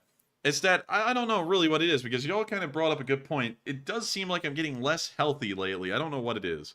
But I'm going to be honest with you, I don't know why. I don't really think I am doing that well lately. It's not anything bad. It's not anything that's going to end up killing me or anything. But, you know, it's just... Everybody's saying polonium-210. No. It's not radiation poison. No. Shai said, I don't get the hype over Seinfeld, to be honest. What? Are you kidding me? Seinfeld was great. I pull up a clip and show it to you, but we get copyrighted for that. Also, check your DMs, by the way. Check your DMs. You've done a great job, Enforcers. Thank you, Jerry. Thank you, Jerry. Jerry, I'm telling you. Oh, look. There we go. There's Jesus UCSB. He does look like a Mexican Zelenskyy. He really does. I had to take a screenshot of the Discord profile picture because it wouldn't, like, blow up for some reason, like, expand. So there you go. But, hey, look. There he is. Jesus UCSB and his wife? Maybe? I don't know. Is that your wife, Jesus UCSB? She just got a involuntary shout out on the stream. If she's watching, let her know. She just became famous. And also, thank you so much once again for the support, Jesus UCSB. And we finally got to take a look at the face of you. And so with that, thank you once again for the support. Hope we addressed that comment fairly well. And with that, we are on to this. In case y'all were wondering why I was paused, I just noticed that a new message popped up while I was sitting there looking at the Discord. I was like, should I address that now or later? I'm probably going to try and address that on the phone here in a second. But with that, thank you once again, and we're on to the next one. All right, and up next, we have a $10 super chat from John Doe, who says, buy Rat Czar and take a question from the chat. What does that mean? By Rat Czar? Oh, is it like a play on Bayraktar? I think so. I don't know what it's supposed to be on a play on with, but still, thank you so much for the support at Rat Czar.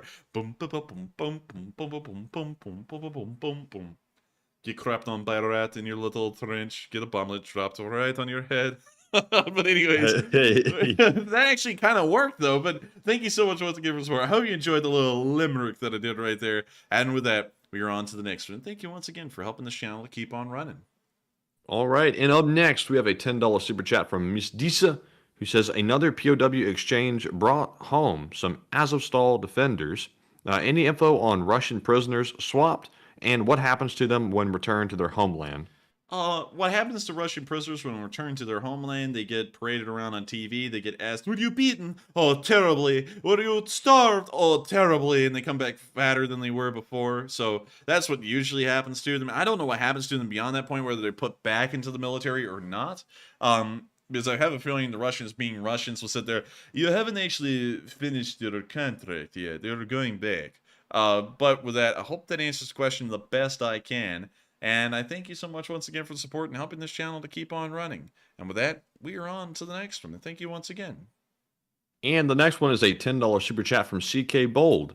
And that's mighty bold of you. They said, take a live chat question. And Bold, is that, are you related to Bald? And monetarily challenged? Are you? You know, I ought to make a spin-off, man, a parody called Bald and Monetarily Challenged, or Balding and Monetarily Challenged, or something like that. But anyways, thank you so much for the support. Bald and Shilling. Bold. Hello, everyone. It's Bald and Shilling, and we're back. We're back because I'm British, and we had shillings at one time, and I'm out here shilling. Let's see what we can chill for today. But still, thank you so much for helping the channel to keep on running. And, Mr. Bold, we will make sure to get a live chat. And so what do we got? All right, and we're actually going to get two because we missed the one from John Doe. We didn't get that one when we got caught up on by Ratzer.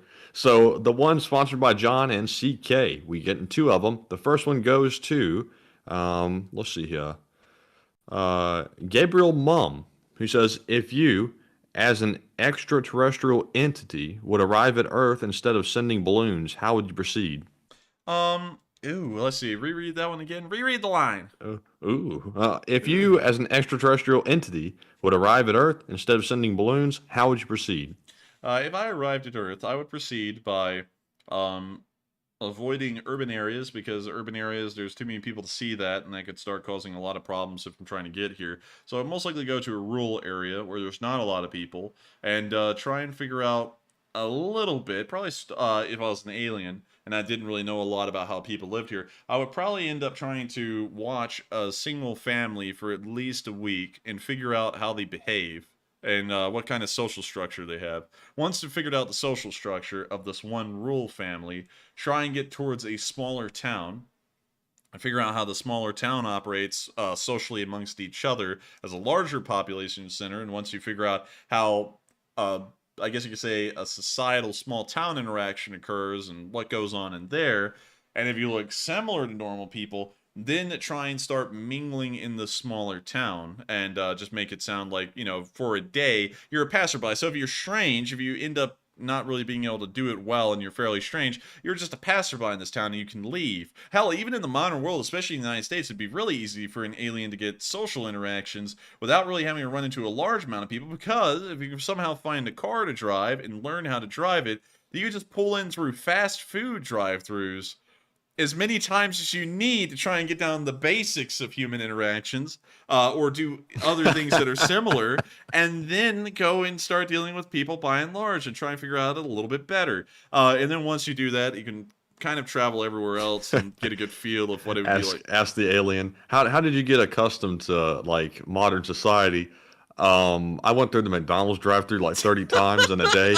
I did it every day for a month. Dude, if I was an alien, I would do that, because that would be the easiest way. Like, if you look at it, man, you think about it, you only have a one-on-one interaction with someone. You're probably not going to be remembered no matter how weird you acted, because they deal with, you know, plenty of weird people a day. So you can do that plenty of times and learn how to socially interact a little bit, or at least get the basics down. Maybe. So I think that would be the way I would come about dealing with people and trying to figure out how to blend in, or at least what these people are about, if I was from another planet. So with that, I hope that does address that question fairly well. Really interesting one, actually. And thank you so much once again for the support. And with that, we are on to the next one. But Eduardo Espinoza, in one word, actually just completely destroyed my argument by saying Walmart, and that's it. Like, that's the only word, Walmart. And then Microbase Studio said, walk around and observe the people of Walmart. The people of Walmart. It's like describing them as a different breed. The Democratic People's Republic of Walmart. We're going to observe the people of Walmart. But yeah, Walmart and alien would fit in. Everyone's roasting Walmart people. Jeez.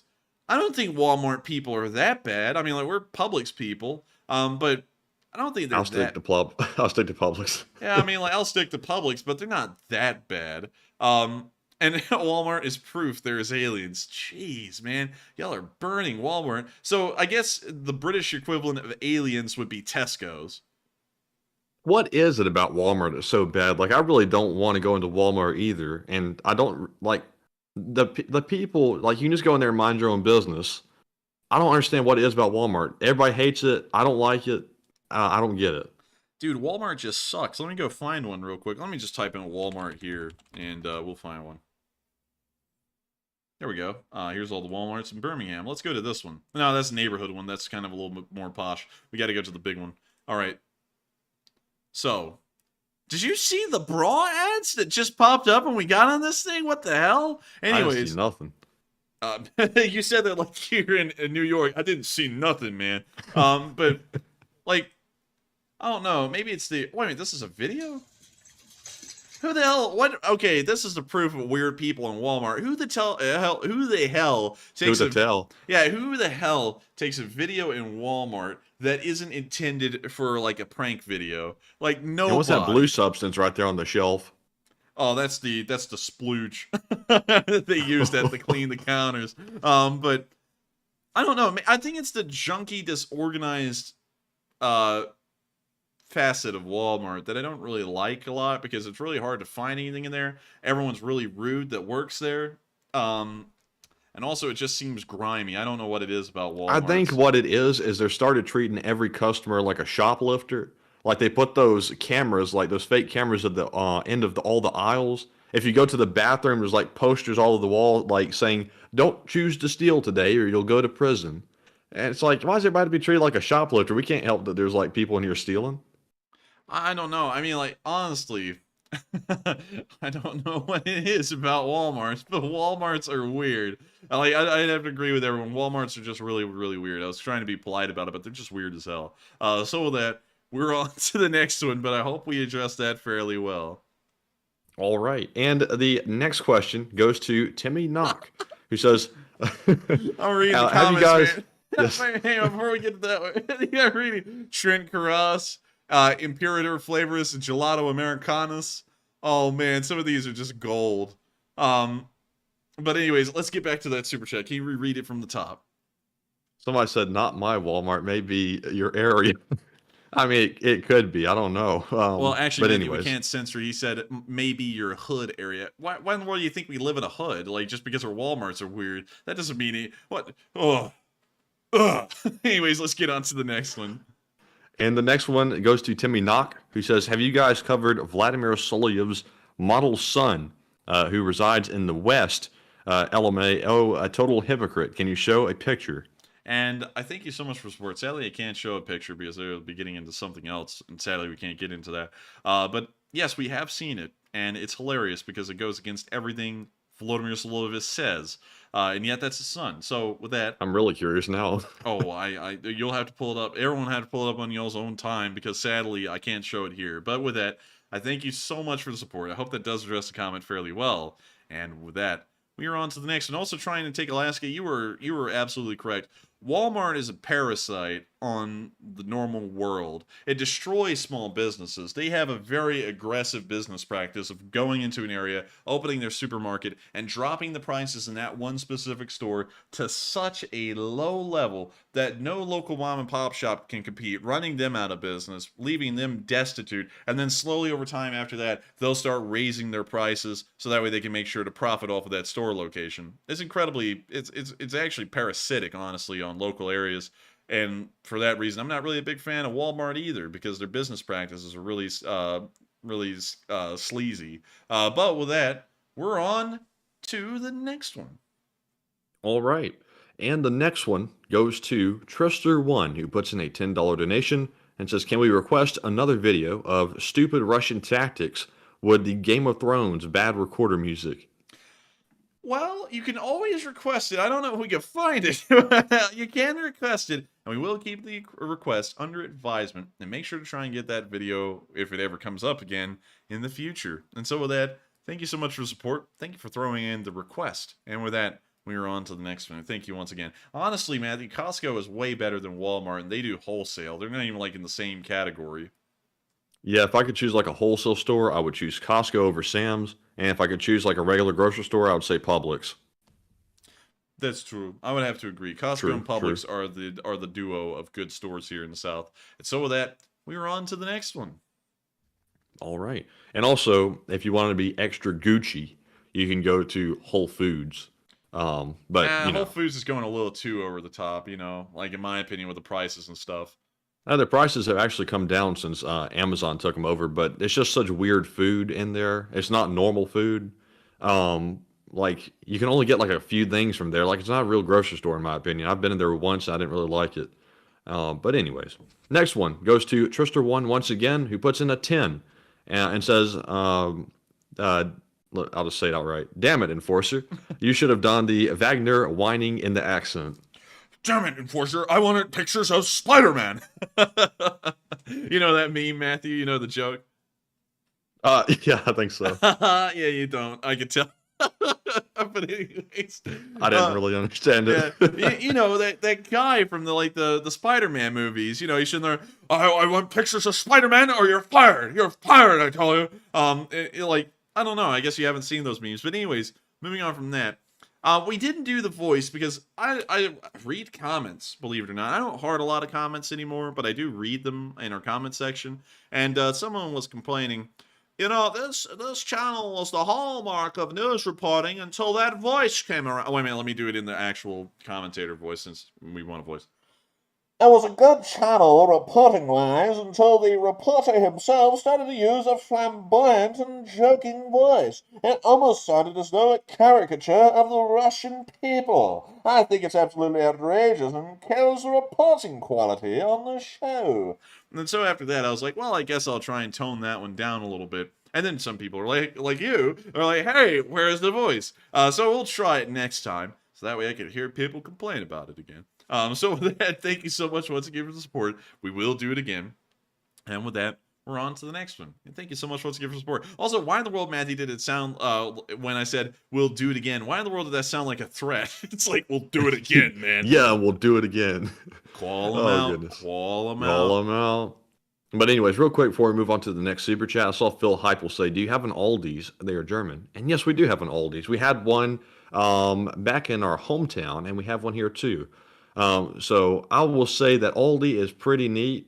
The whole like quarter for the shopping cart thing is definitely different. But it's kind of like one of those like whole food type places. It has food in it, but it's really not like your normal food. But it's got its own advantages. What are you thinking, Forster? I would say, yeah, I've never really been. I have actually never went to the Aldi's. So. Oh, you didn't? Yeah, I couldn't really comment on it because I don't even know what an Aldi's really is. I've seen them. I see them a lot, but I've never been in one. And I see somebody saying little. I've heard of that, but I don't really know what it is. Little. Let's pull it up. Little. Oh, hello there. There's one. Oh, we have some of those here? Yeah, apparently you got a little in East Cobb. You know, if you get done eating the West Cobb, you can go to the East Cobb. Quality. I've never heard of little. Without question. Got yourself some focaccia bread. Oh yeah. Let's see. Oh, look at that. That's kind of bizarre. You know, you can actually make that in Ukraine, and it has a real pot. You know, like the. Anyways, moving on from that. Interesting. It kind of looks like a Sprouts, doesn't it, Matthew? Yeah, a little bit, but that floor sure is nice for a grocery store. I'll say that. It is a nice floor, man. You drop something on that. The Gucci floor. You drop something on that, you're going to be paying Gucci prices to fix it. But it's they do have the alcohol. Oh, they do. They do have that booze, man. If you come back from this store, man, you're certainly cruising while boozing. You know. That's actually good prices they have in the store. Well, does that say 99 cents? Oh, $5.99. I was about to say that's some cheap alcohol right there. And that's that. I forgot what it's called. Back in the Middle Ages, it's like the cheaper wine. I forgot what it is. Mad Dog. No, they didn't have Mad Dog in the 1400s. I know. Yes, me and thine wife would wish to have the Mad Dog 2020. Thus, please. But, oh man, that would be hilarious though, Matthew. If you ever read like an old like medieval poem, and they're like, "Thou gettest down to the sickest of tunes at the local tavern and have some Mad Dog 2020." Oh man. Anyways. With that, thank you so much for the support. And yes, we do have littles. We don't have one in Alabama though. And so with that, yeah, Jack Jones, it's cask wine. That is what it is. It's cask wine. So with that, we're on to the next one. All right. And up next, we have a $10 super chat from Sophistus, who says, Matt is a sexy, handsome leprechaun. Now I gotta say, the first part, it sounds like a compliment. I don't know about the leprechaun part. That threw me for a curveball. But thank you for the compliment, and also thank you for the support as well. Matthew doesn't like to be called short. I was actually commenting on being called short. I said that like a game tip when you're loading in. Matthew doesn't like to be called short. So I caught out like that sounded so weird. But yeah, I don't know what the leprechaun part is either. LOL, WTF. Yeah, there's Electronic Force says someone is drunk. All right, wait a minute, I'm gonna understand this. Is everyone drunk watching this show? Like, is everyone drunk? Because like everyone's always saying so and so's drunk, so and so's drunk. Is everyone drunk? Are they? I don't know. But anyways, thank you so much once again for the support on Matthew's behalf, and thank you for giving him a nice comment. And so with that, we're on to the next one, I suppose. And yes, Matthew is a 6'1" leprechaun. I don't think he's a leprechaun at that point. Yeah, yeah, he would be out of the league. But anyways, he's out of the let's see, the NLL, the National Leprechaun League. Yes. He's out of the league. Well, anyways, on to our next one. We have a $10 super chat from Psyops who says, Enforcer, stop playing with your sister toy gun. You ain't fooling no one. The AK-47 is a 22 compared to my S&W 460 Magnum. That actually may be facts, by the way. Chat, imagine operating the charging mechanism to punctuate a point. Yeah, and he did. He did rack that thing quite loudly. This thing's a hand. Oh my god. Dude, this is one of That's those the, wrist cartoon breaker. guns that Yosemite Sam used. Yeah. Good lord. I have no desire to shoot a gun like that. That's just like an accident waiting to happen. Your wrist is gone. You have carpal tunnel syndrome after shooting this thing. No, I would. Yeah, I guess the AK is a toy gun compared to that, but this thing looks like a toy gun. Look at the goofy dimensions on the short-barreled one. That just looks silly. Jeez. Also, that face he's making is the face that his doctors will be making when he finds out he broke his wrist shooting that thing. They're gonna be like, why did you shoot it?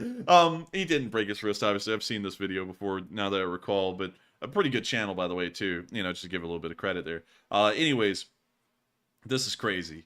If you're trying to roast my AK, though, because of this gun, I'm not buying it this time. Look at this one. This one has a bipod on it, like you're going to be like a sniper. If you need a tripod for a pistol, something's gone wrong. Remember that goofy guy when we went to that indoor range? Watching this channel. Gosh. He had like that giant revolver and it had a bipod on it.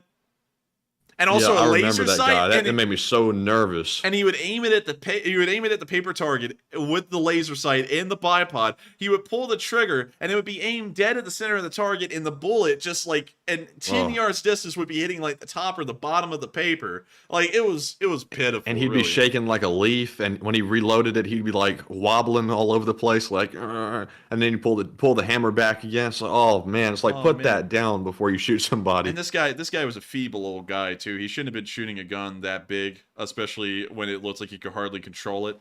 A part of shooting guns is understanding what your limits are and what you're physically not capable of handling and recoil anymore. And this guy obviously did not understand it at all. We were scared he was going to shoot us in the next stall over. And also that sound in an indoor range is horrendous. Like it doesn't matter if you have ears on or not. That will shake your soul to the core. Dude, that guy should have been yelling before he fired it. Backblast every single time, even if it didn't have backblast, because that thing did feel like it had some. Like the back window behind us was shaking almost out of the wall. It was such recoil. I don't even know why they allowed that thing in an indoor range, because I don't even think the little collection traps at the end of the building can collect a shell that big. I think it just goes straight through the wall. But anyway, and right out into the interstate, because that's where that range is. It's literally looking right at an interstate. Yeah. But with that, we are on to the next one. And thank you once again for the support. But man, now first it was the Honey Badger, now it's the AK. What's next? What next? I bet you're going to call my Tommy gun a toy too. But with that, we're on to the next one. All right, and up next we have a $10 super chat from Chip Kerwan, who says, do a video of top 10 greatest hits, worst Russian embarrassments. Oh, that would be a cool idea. We can try working on that after the podcast on the 24th, and I would say that is a really good one. So thank you so much for the support. Thank you for an interesting idea. And with that, we are on to the next one. And up next, we have a $10 super chat from Craig Platel, who says it's tougher to hit with an ATGM at close range. They actually were probably too close to get a good engagement. You need some actual tracking time. I've commanded AT units. And thank you for the support and also clarifying that for us. But I still feel like that is incompetence on their end, and I think you can agree that it was just too close. They should have just abandoned the position instead of giving themselves away and missing completely. But still, thank you so much once again for helping this channel to keep on running. And you're actually probably right, because when you think about it, those Stugners require a little bit of distance to sort themselves out and start flying towards the laser aiming site or whatever it may be using. And so with that, thank you so much once again for helping this channel to keep on running and sharing that little tidbit with us and also some of your experience. And so with that, we are on to the next one. And thank you once again. And up next, we have a $10 super chat from Sharky, who says, best wishes to you guys and thanks for your work and greetings from Germany. I hope we give the Leopards 2 fast to Ukraine. Germany. Where are you from in Germany? Did he He say? didn't say. Like, call him out. Call him out. I want to know. It'd be cool though if you live near Stuttgart. Honestly, I think it'd be cool, Matthew, if you lived near Lübeck. Because for some reason I always remember Lübeck. Oh crap! Now I remember why. It was like that. Okay, yeah. Now I know why I remember Lübeck. It's a cool town. Let me drop down and show y'all. Well, I be dogged. The whole street views of the ground. All right. Thank you, Germany, for being cool and all. Let me try and find one that's out in the freaking street. This is always aggravating. The privacy laws in Germany. Oh, he said Hildesheim. Hildesheim. Well, Lübeck looks pretty cool, but that's not where he's from. Let's pull up Hildesheim. I know we're mispronouncing that. Sorry, by the way. A very small town in the middle of the country. Like, this would have been probably close to the border of East and West Germany way back in the day. And I wonder if we could ever see that differentiation. Yeah, we can right here. That actually would have been the... Let me make sure I'm right. Yep, that would have been part of the old border. This province here and these provinces would have been part of East Germany. So it was actually really close. Brunswick was even closer. And Brunswick soup is really, really good, by the way. But anyways, let's drop down. What? Stew. Stew. Oh, okay. Stew. Brunswick stew. We're going to eat those delicious stews. But let's see. Oh, look at this town. Oh, this is cool. Untouched by the first, well, really the Second World War. Wait a minute. This looks like that German exhibit in Epcot in Walt Disney World for some reason. It does, doesn't it? It looks just like it, like modeled almost precisely after it. Would you look at that? This is the coolest German town I've seen. You know, Matthew, I think a lot of Germany was destroyed in the Second World War. Every once in a while, we find gems of towns that were not destroyed in the Second World War. And this is one of them. And this honestly makes me feel really motivated to try and take a trip to Germany and see some of these towns that remained intact through everything that happened. And like, look how beautiful and ornate this little building is. That's very nice, actually. It looks like it's like a playhouse or something. And I think this might be the town's Rathaus. I think. And then there's the Christmas market. Oh, that's so cool. It's just so neat. And there's the cathedral. Or the church. I don't know which it is. Man, this town is over the freaking top. This is a cool town you live in, I've got to say. Look at that. It's a horse and buggy. Look at that. It's another part of the church. You want bratwurst, yeah? you want the sauerkraut with the bratwurst, yeah? You want the Wiener Schnitzel? And look at this house here. I love this. This is amazing. I'm always into traditional buildings from the countries that we look at, like original French buildings, English buildings, German buildings. I love them because they're so unique and full of character. And these are just amazing. Look, there's even a tomb here. I don't know for who. I don't know who that is, sadly. If you could share that with us, though, I'd love to know. But this is cool. What a cool town. Also, look at the gardens. Wow. Man. We will have to go to this Georgian town, yeah, and take a look at it, yeah, because this is very nice. Oh, look at this. Oh, man, that's nice. That's really nice. That is nice. And not so much. I'm not really into this kind of wow. art. Like, it's modern. It's really modern and clean, but I love the old style parts of towns like this. Like, that's cool. Yeah, that new stuff really doesn't look like it has the soul of the old stuff. Yeah, the old stuff has so much soul, so much character. You can tell that, like, being in this area, it looks like a joy. It evokes emotion. These buildings just, they don't really do it. There's not any emotion in them. They're clinical. They're corporate, nearly. And I don't like that. But yeah, I used to like this modern architecture until, like, I looked at enough of it and I was like, you know, I like clean lines and stuff, but it's really not that interesting after a while. And guess what, Matthew? I think I was right. I think that was the Rat. It is the Rathaus. Oh, we were looking at the. It's the Rathaus. Yeah, I got it right. Oh man, you can tell this thing was built in probably like the 15th century, 16th century maybe. Oh man, I'm just such a huge fan of this kind of stuff. I love it. Maybe one day I'll go here. and the little statue. That's probably a... Am I correct in saying this? Is this a Landsknecht? I feel like it probably is, but I could be wrong. I just love this place. This is so cool. I can't believe you live in such a cool little town. And so thank you so much for the support. Also, they have a huge train station over here for Hildesheim. What type of trains do y'all get serviced by? By the Hauptbahnhof. Let's see here. There's the station. And the Moldova. I don't know if I'm pronouncing that correctly. But you'll have some commuters. You'll have some talents. Any high speed? That looks like a high speed right there, but I can't really tell. I'm trying to see, Matthew, if they're on, like, the ICE network. Like those high-speed German trains. Yeah. See, there's some more commuters. Those look like bombardiers, but I haven't seen any... Oh, wait a minute, they got ICE! Oh, wait a minute, no. Actually, that's like the... I think that's the commuter version of the ICE. I know what you mean now. Like ICE, like ICE? Yeah, the ICEs. I just call them ICE. But I think those are like ICE 4s, which are kind of like the commuter version, that aren't really like the high speed kind. Man, it's wait a minute. No, that is definitely an ICE 3, I believe, which is the high speed. Say what? Shinkansen? The Shinkansen? It's not Shinkansen, it's Shinkansen. Hang on. I heard James May say it that way, at least.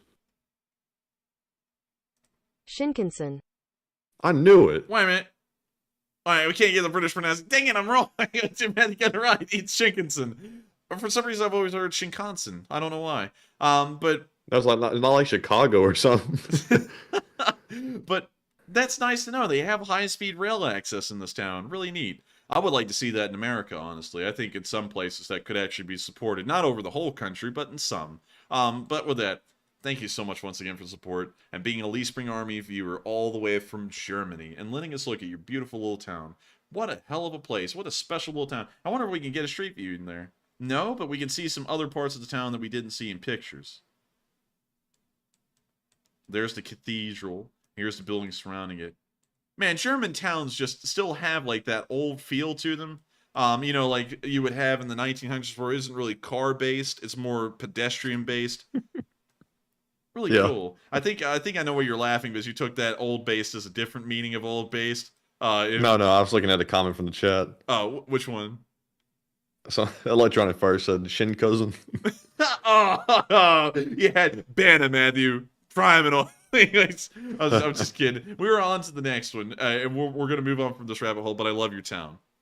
And also, I do know the Shinkansen is Japanese. I just said that just to be funny, because they have really cool trains in Japan.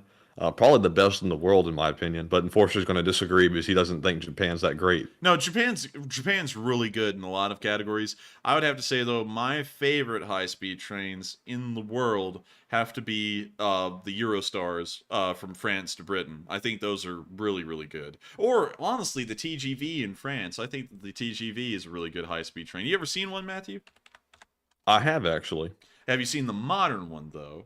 You know, not this one. I think so. But the double story ones like these. Yeah, I've seen those. I think these, honestly, in my opinion, are my favorite. Or the ICE 3s. And I'll show you those real quick. ICE 3s. And let me see if I can find a picture of Delta Echo Golf said, most honorable humor. And I do agree. Most honorable. But let's see here. There's a crash. Don't worry about the crash. That happens rarely. Let's see. Let me pull up the interior. They have a really nice look on the outside, but the inside. Well, they may look nice, but Japan has them beat on being on time and also cleanliness. But you got to admit that looks really nice. I mean, it looks nice, but we all know, like, comparing this to a Japanese train system is like a whole nother story. Maybe. And timeliness. Okay, yeah, I'll give it to you. The Japanese are the best because it only really matters if the train arrives on time, and theirs never are late. And when they are, it like makes national news over there. So with that, we are on, and that's an exaggeration. It doesn't, but still, it's a huge deal when they do. But with that, we are on to the next one. And up next, big shout out to Luis Vesquez, who puts in a $50 donation, which is very generous. And thank you very much, Luis. And sadly, he doesn't leave a comment. But Enforcer, what say you? And I thank you so much for the support. You have a pair flying on a rocket and then exploding. I hope we're not the pair because it looks like it ends up blowing up. All our food keeps blowing up, but like the Arby's commercial says. But still, thank you so much for the support and helping this channel to keep on running, Lewis, because without your support, it wouldn't be possible. And so with that, we are on to the next one. And thank you once again. All right. Aside, I'm tempted to read that off, but I'm going to refrain. But yeah. But anyway, Sipes is actually the next super chat. He puts in a 10. He says, did I just hear the Enforcer say splooge? Yeah, you did. I actually didn't think about it, but that's actually what I was trying to avoid saying, and then I said it anyways. But yeah, I did. So with that, thank you for your support, Sipes, for pointing that out. And with that, we're on to the next one. All right, and up next we have a $7 super chat from Matty Matt. I don't know if that's in honor of me or his name is actually Matty Matt, but thank you very much. He says, isn't it nice of Russia to help rebuild Mariupol for Ukraine to return in summer? I think it is kind of nice, but they ought to rebuild it back with some effort. They're putting low effort into it, honestly, and I think they could do it a little bit of a better job. And so with that, thank you so much for the support. It still is nice of them, though. It's a very kind gift. Even if it's low effort, it's better than nothing. And thank you once again for helping this channel to keep on running. And with that, we're on to the next one. All right, and also, good night to you, Keymaster. I was just about to type it, but I'll say it instead. And up next, we have a $6 super chat from My Farts, who says the torture of POWs is happening on both sides. Seen enough videos. People suck, and this war sucks. And I thank you for the support.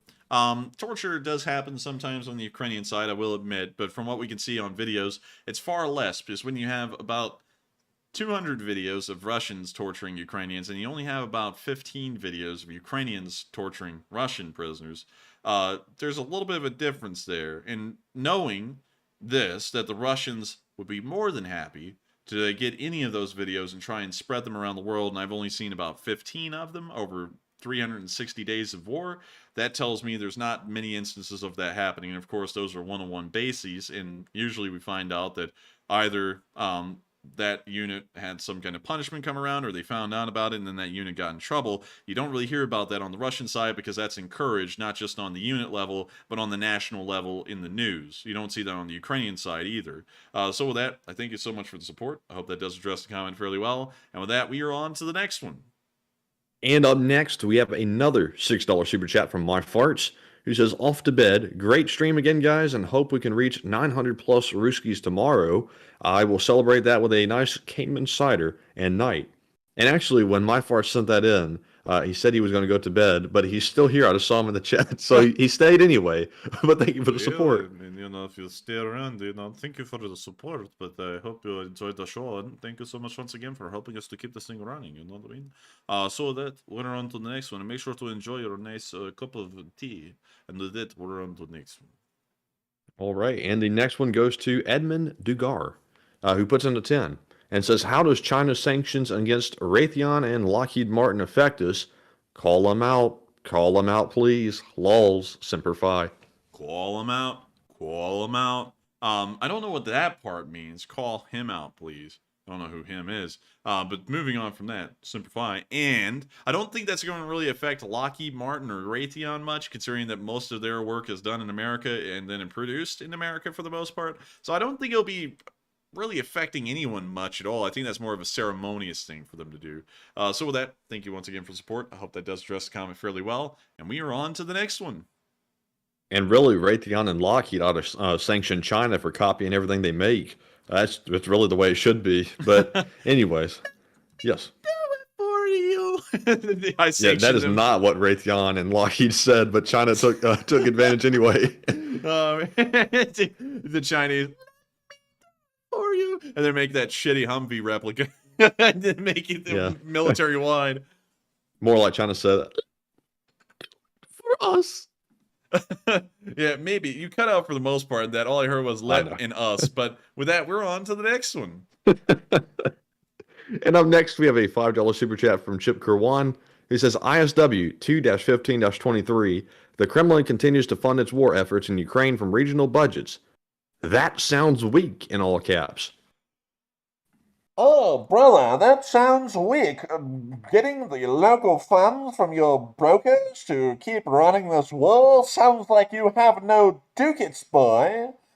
But I would have to say, they do sound pretty weak. And that sounds really poor that you have to start going to the local level and siphoning money from there to keep this thing running. And so with that, thank you for the support. I hope that does address the comment fairly well. And we are on to the next one. And thank you once again for helping this channel keep on running.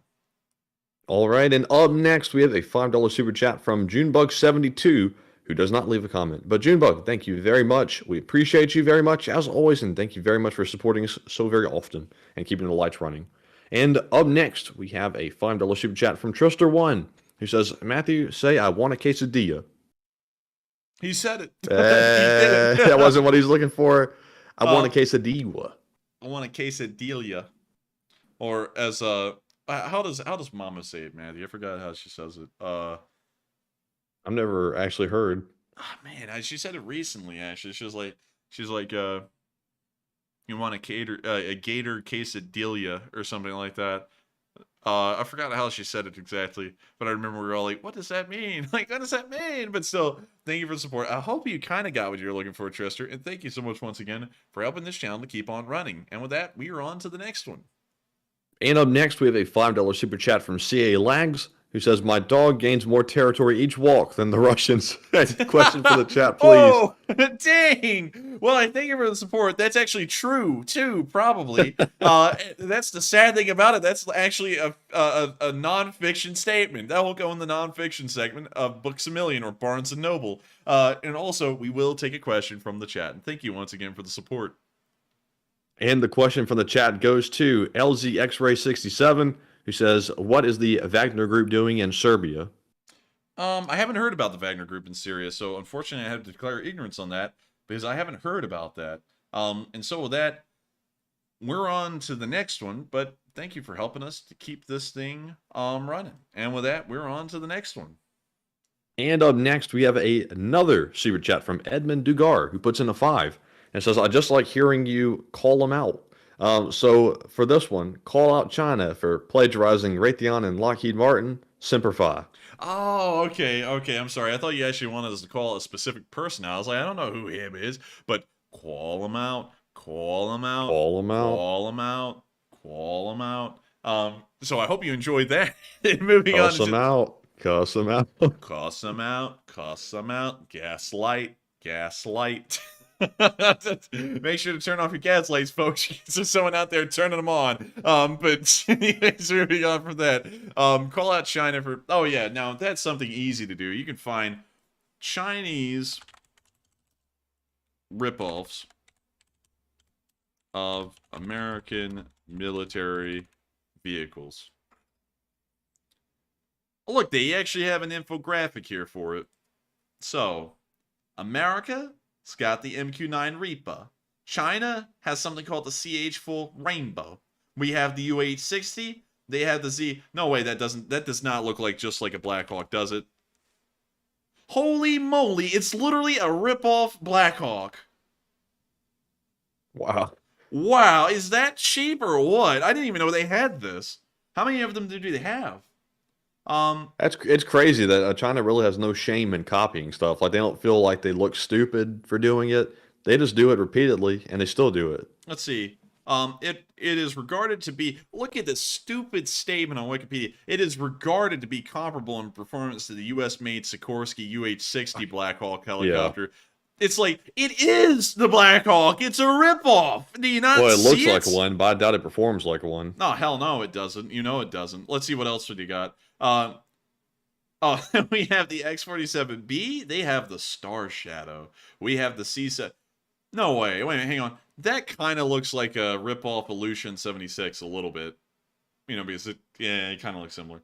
But I do see the similarity. Is there another one of these? They copied an ILCAC? Go back. ILCAC? What is that? Is that that's a landing craft. Yeah, that's a landing craft. Huh. When we have that? We've been having those for decades, man. Like, what happened?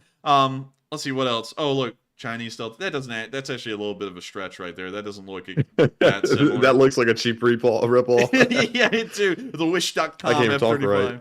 right. Matthew's having a strong call of bondulance. There's a Humvee. Man, they have no shame whatsoever, man. Nothing in the fiber of their being makes them feel shameful for ripping stuff off. Like the Eurofighter Typhoon ripoff.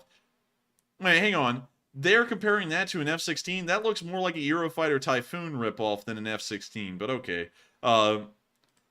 Okay, I actually thought that was serious for a second. I was about to be like, what the hell? Oh, speaking of which, I don't mean to change topic, but whatever happened to that Black Hawk that crashed in Huntsville? That story just totally went away. Yeah, totally. Sadly, I haven't even heard anything to talk about on that one, so that's a good point. It just kind of disappeared after it was brought up. But man, they have copied everything. We're gonna call them out. Call them out. We gotta call them out because this is outrageous. Call them out. Outrageous. So with that, thank you so much once again for support. I hope we addressed that fairly well. And I guess I'm going to get on my Harbin Z20 and go flying off into the sunset on my discount Blackhawk. And with that, we're on to the next one. And thank you once again. And up next, we have a $20 super chat from Joshua Honeycutt. And this is his first super chat. He says, first timer, give them hell, Ukraine. And I've been following for over a year. Great reporting, y'all. And please donate to your local LGMD group. And thank you so much for the support, Joshua, and your first time supporting this channel. You've been watching for over a year, and I thank you so much for that. That means a lot to me. And also, we will make sure to try and support our local, I don't know what an LGMD group is, but we will see about it. And so with that, thank you so much once again for support. Thank you for supporting this channel for the first time.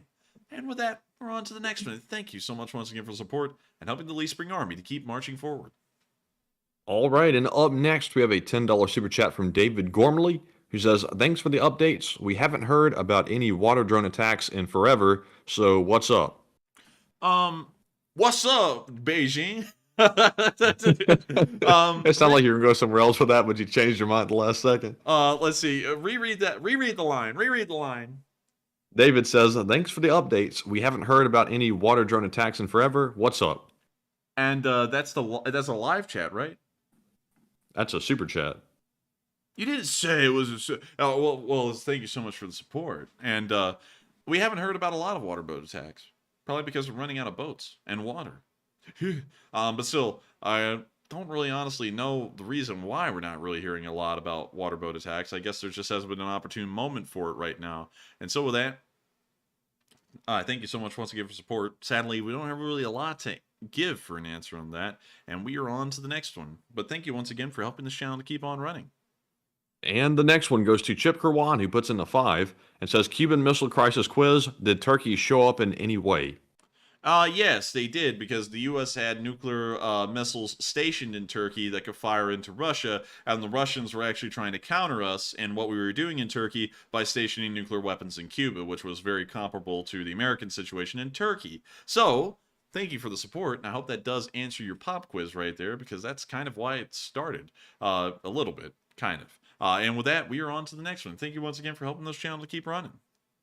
All right, and the next one we have is from Raj Kapoor, who puts in a 5 and says, do you think Putin has political decoys who are actually attending meetings and events while the real one sits in a bunker? Maybe, but usually when we see him on TV, that's the real Putin, because... And he was talking about Putin, right? Yeah. Yeah, that was the real Putin that we're seeing on TV. The decoys are just being used to distract would-be assassins, but on TV they can't show those because they would clearly not be Putin.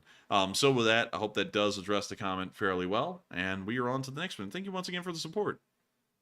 And up next, we have a $5 super chat from El Fuego, who says, when will Ukraine hit the Crimea bridge again, and what are their future weapons options for the strike? Their future weapons options haven't really appeared to change much, actually. In fact, it's the same as it is before from what we know, at least in terms of public information. And they will probably be striking that bridge never again. They really only want to dehabilitate their supply lines to Crimea, not completely destroy them, because that also gives the Russians a path to retreat on. And they also want to make sure that they aren't fighting like a cornered animal in Crimea. They want them to be able to retreat and leave. So they'll most likely leave that bridge open for that point. And so with that, we are on to the next one. Thank you once again for the support. And up next, we have a $5 super chat from My Farts once again. He says, I'm from the Netherlands. Narda Investing. Please check it out. And how do we spell that, Matthew? Well, let me go ahead and forward that over to you. All right. All right. There. Check your DMs. Checking my DMs. Oh, look at that. I knew it had 2 A's in it.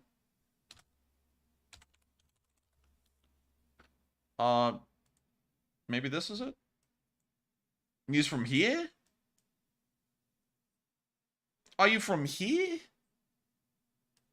Is this the Vestic? Maybe. Is this the Vestic? Calling It's, Vestic. maybe? So it looks like a little fort. A little fort. Look at that. It's a little fort. It is a fort. It's a fortress group. What does it look like in here? What does it look like? This is Dutch. Ukrainian flag. Let's go. Oh, yeah, let's Nice. go. Slava Ukraine. Slava Ukraini. Dutch. Herum Slava. Double Dutch. Double Dutch. Bus? No, not big enough for bus. Big enough for moped. Big enough for bike. Not for bus. You could fit a bus through there. Oh, hell no. It wouldn't be able Oh, to yeah, turn you around. can. Have you seen those European bus drivers? Those people are crazy. They are crazy. I'm going to admit, they are crazy.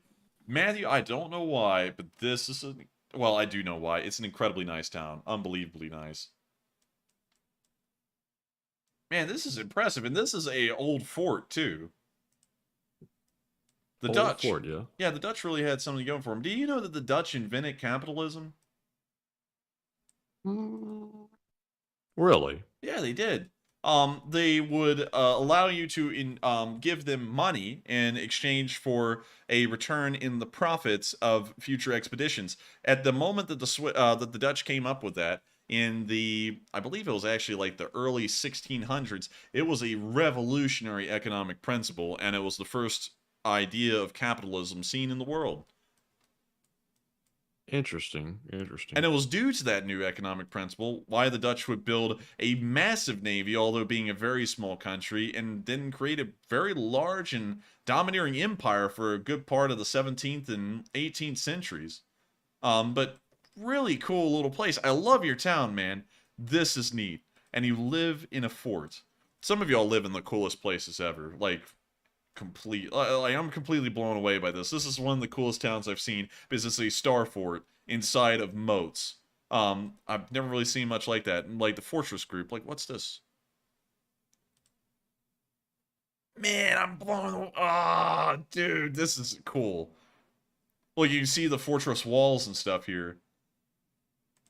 That's pretty cool. Nice green grass on top of it. Let's look at the video. What does it show?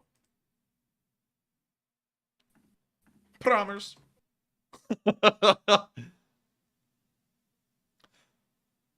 Electronic Farce is a legit star fort. It is a legit star fort. That's what's the coolest thing about this. It's a town in a star fort. And it's just right outside of Amsterdam, too. It's like literally just a couple of miles away. So there's Naarden, and then right over here is Amsterdam. So it's like literally just a small drive. I want to go to the town of Weesp. Weesp. You're like a wisp in the wind.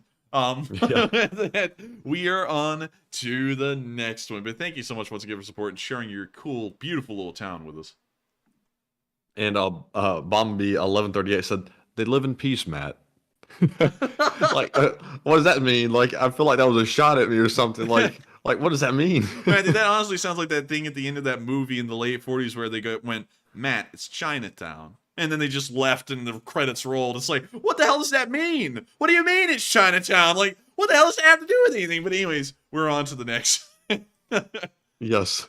So our next one goes to Rocco World Domination, who puts in a $3 donation. And sadly, on this one, I'm going to have to refrain from reading it off. Not because it's obscene or anything, but the subject of the joke is something I don't like to really joke about. But it is an innocent one, so I'm not like, saying it was, wrong or anything. But thank you very much for the support, and we appreciate it very much. And up next, we have a $2 super chat from Dupper Bob, who does not leave a comment. But Dupper, thank you also for the support, and we appreciate you always throwing in that very consistent support, as always.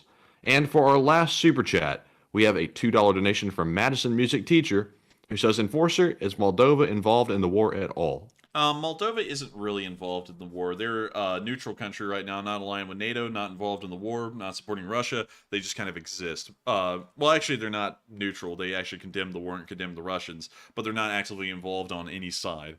So with that, I hope that answers that question fairly well, and I thank you so much once again for the support. And now it's time for us, Matthew. It is time, and you know it, Matthew. You know it as well as I. To move on into the live chat questions. Sadly, due to time constraints tonight, because there were so many super chats, we don't really have a lot of time to address live chats with. So we're going to answer 5 of them, and then we're going to be rounding out tonight's stream. And so with that, on to the first one. All right, and the first one goes to Anani Mouse, who says, should NATO arm Moldova with air defense systems? NATO should think about it. It doesn't appear that they're actually being hit by anything. If they get hit by something and it explodes, then they should be. But for now, I think they're okay. So with that, I hope that answers that question fairly well, and we're on to the next one. And the next one goes to Landlubber, who says, does NATO have thermobaric missiles? NATO does have some thermobaric missiles. I believe I don't know if we have thermobaric missiles. We do have thermobaric weapons. The Moab's a thermobaric bomb. So we do have thermobarics. I don't know about missiles specifically. So with that, I hope that answers that question, at least to the best of my knowledge. And we're on to the third to last one of the night. And this one goes to Pakatang, who says, if Russia suddenly begins to have a dramatic success, which NATO countries may surprisingly switch sides to join Russia in order to protect themselves? I don't think we'd see that. I would think we would see that we would have to double down, because that wouldn't make a lot of sense from a public perspective for them to start flipping sides immediately, because we would have already invested so much support into Ukraine like we have right now, and that would visibly be seen.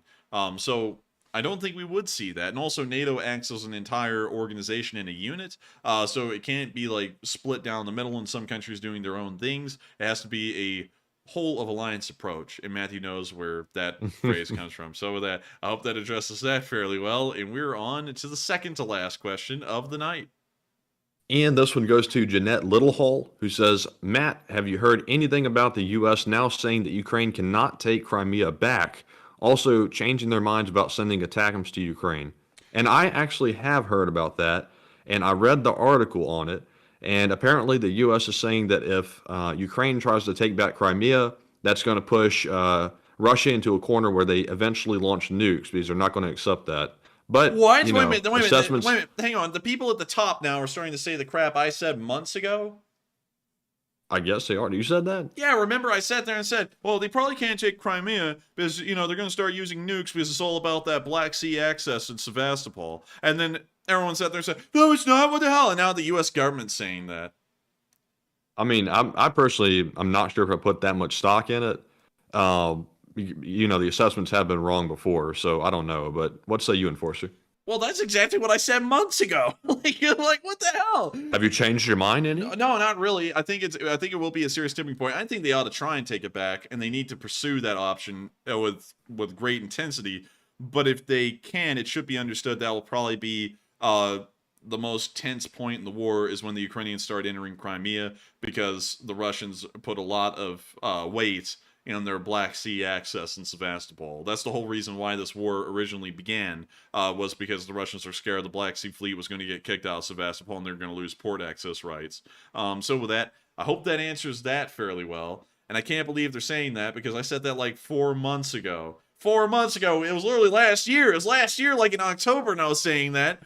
And some viewers blasted me, and everyone acted like that was outlandish to say, and now they're saying it. I'm telling you, Matthew, what that guy told us is right today. People are listening to this channel, apparently, because that is something that was brought up like 4 or 5 months ago. That's insane. So with that, I think that was the second last question of the night, wasn't it? It was. All right, and so with that, we are on to the final question of the night. And so, who is the lucky last person to put in the lucky last question of the night? And that viewer is Steve Hughes, who says, I'm wondering if there is any news on when Ukraine will be getting the tanks and other equipment, including the Patriot.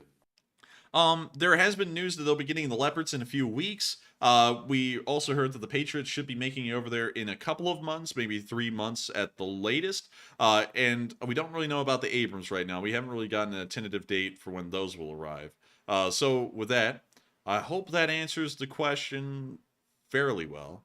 You know, at least on the specific ones that we know about right now. And with that, we have reached the end of tonight's stream. I thank you all so much once again for watching, and I hope y'all enjoyed. If y'all did, make sure to hit the like button, make sure to subscribe, and make sure to comment, because this stream runs every single day of the week at 10 p.m. Eastern Time, 6 days a week, covering the past 24 hours of the war in Ukraine. The only day you'll not find us on this channel is on Monday, because we take that day off. But I thank you all so much once again for watching. Good night, take care, good luck. I'll see you all tomorrow, and of course, Slava Ukraini. And guess what? Love Ukraine. Igor! Yes. The Leaf Spring Army sends its regards.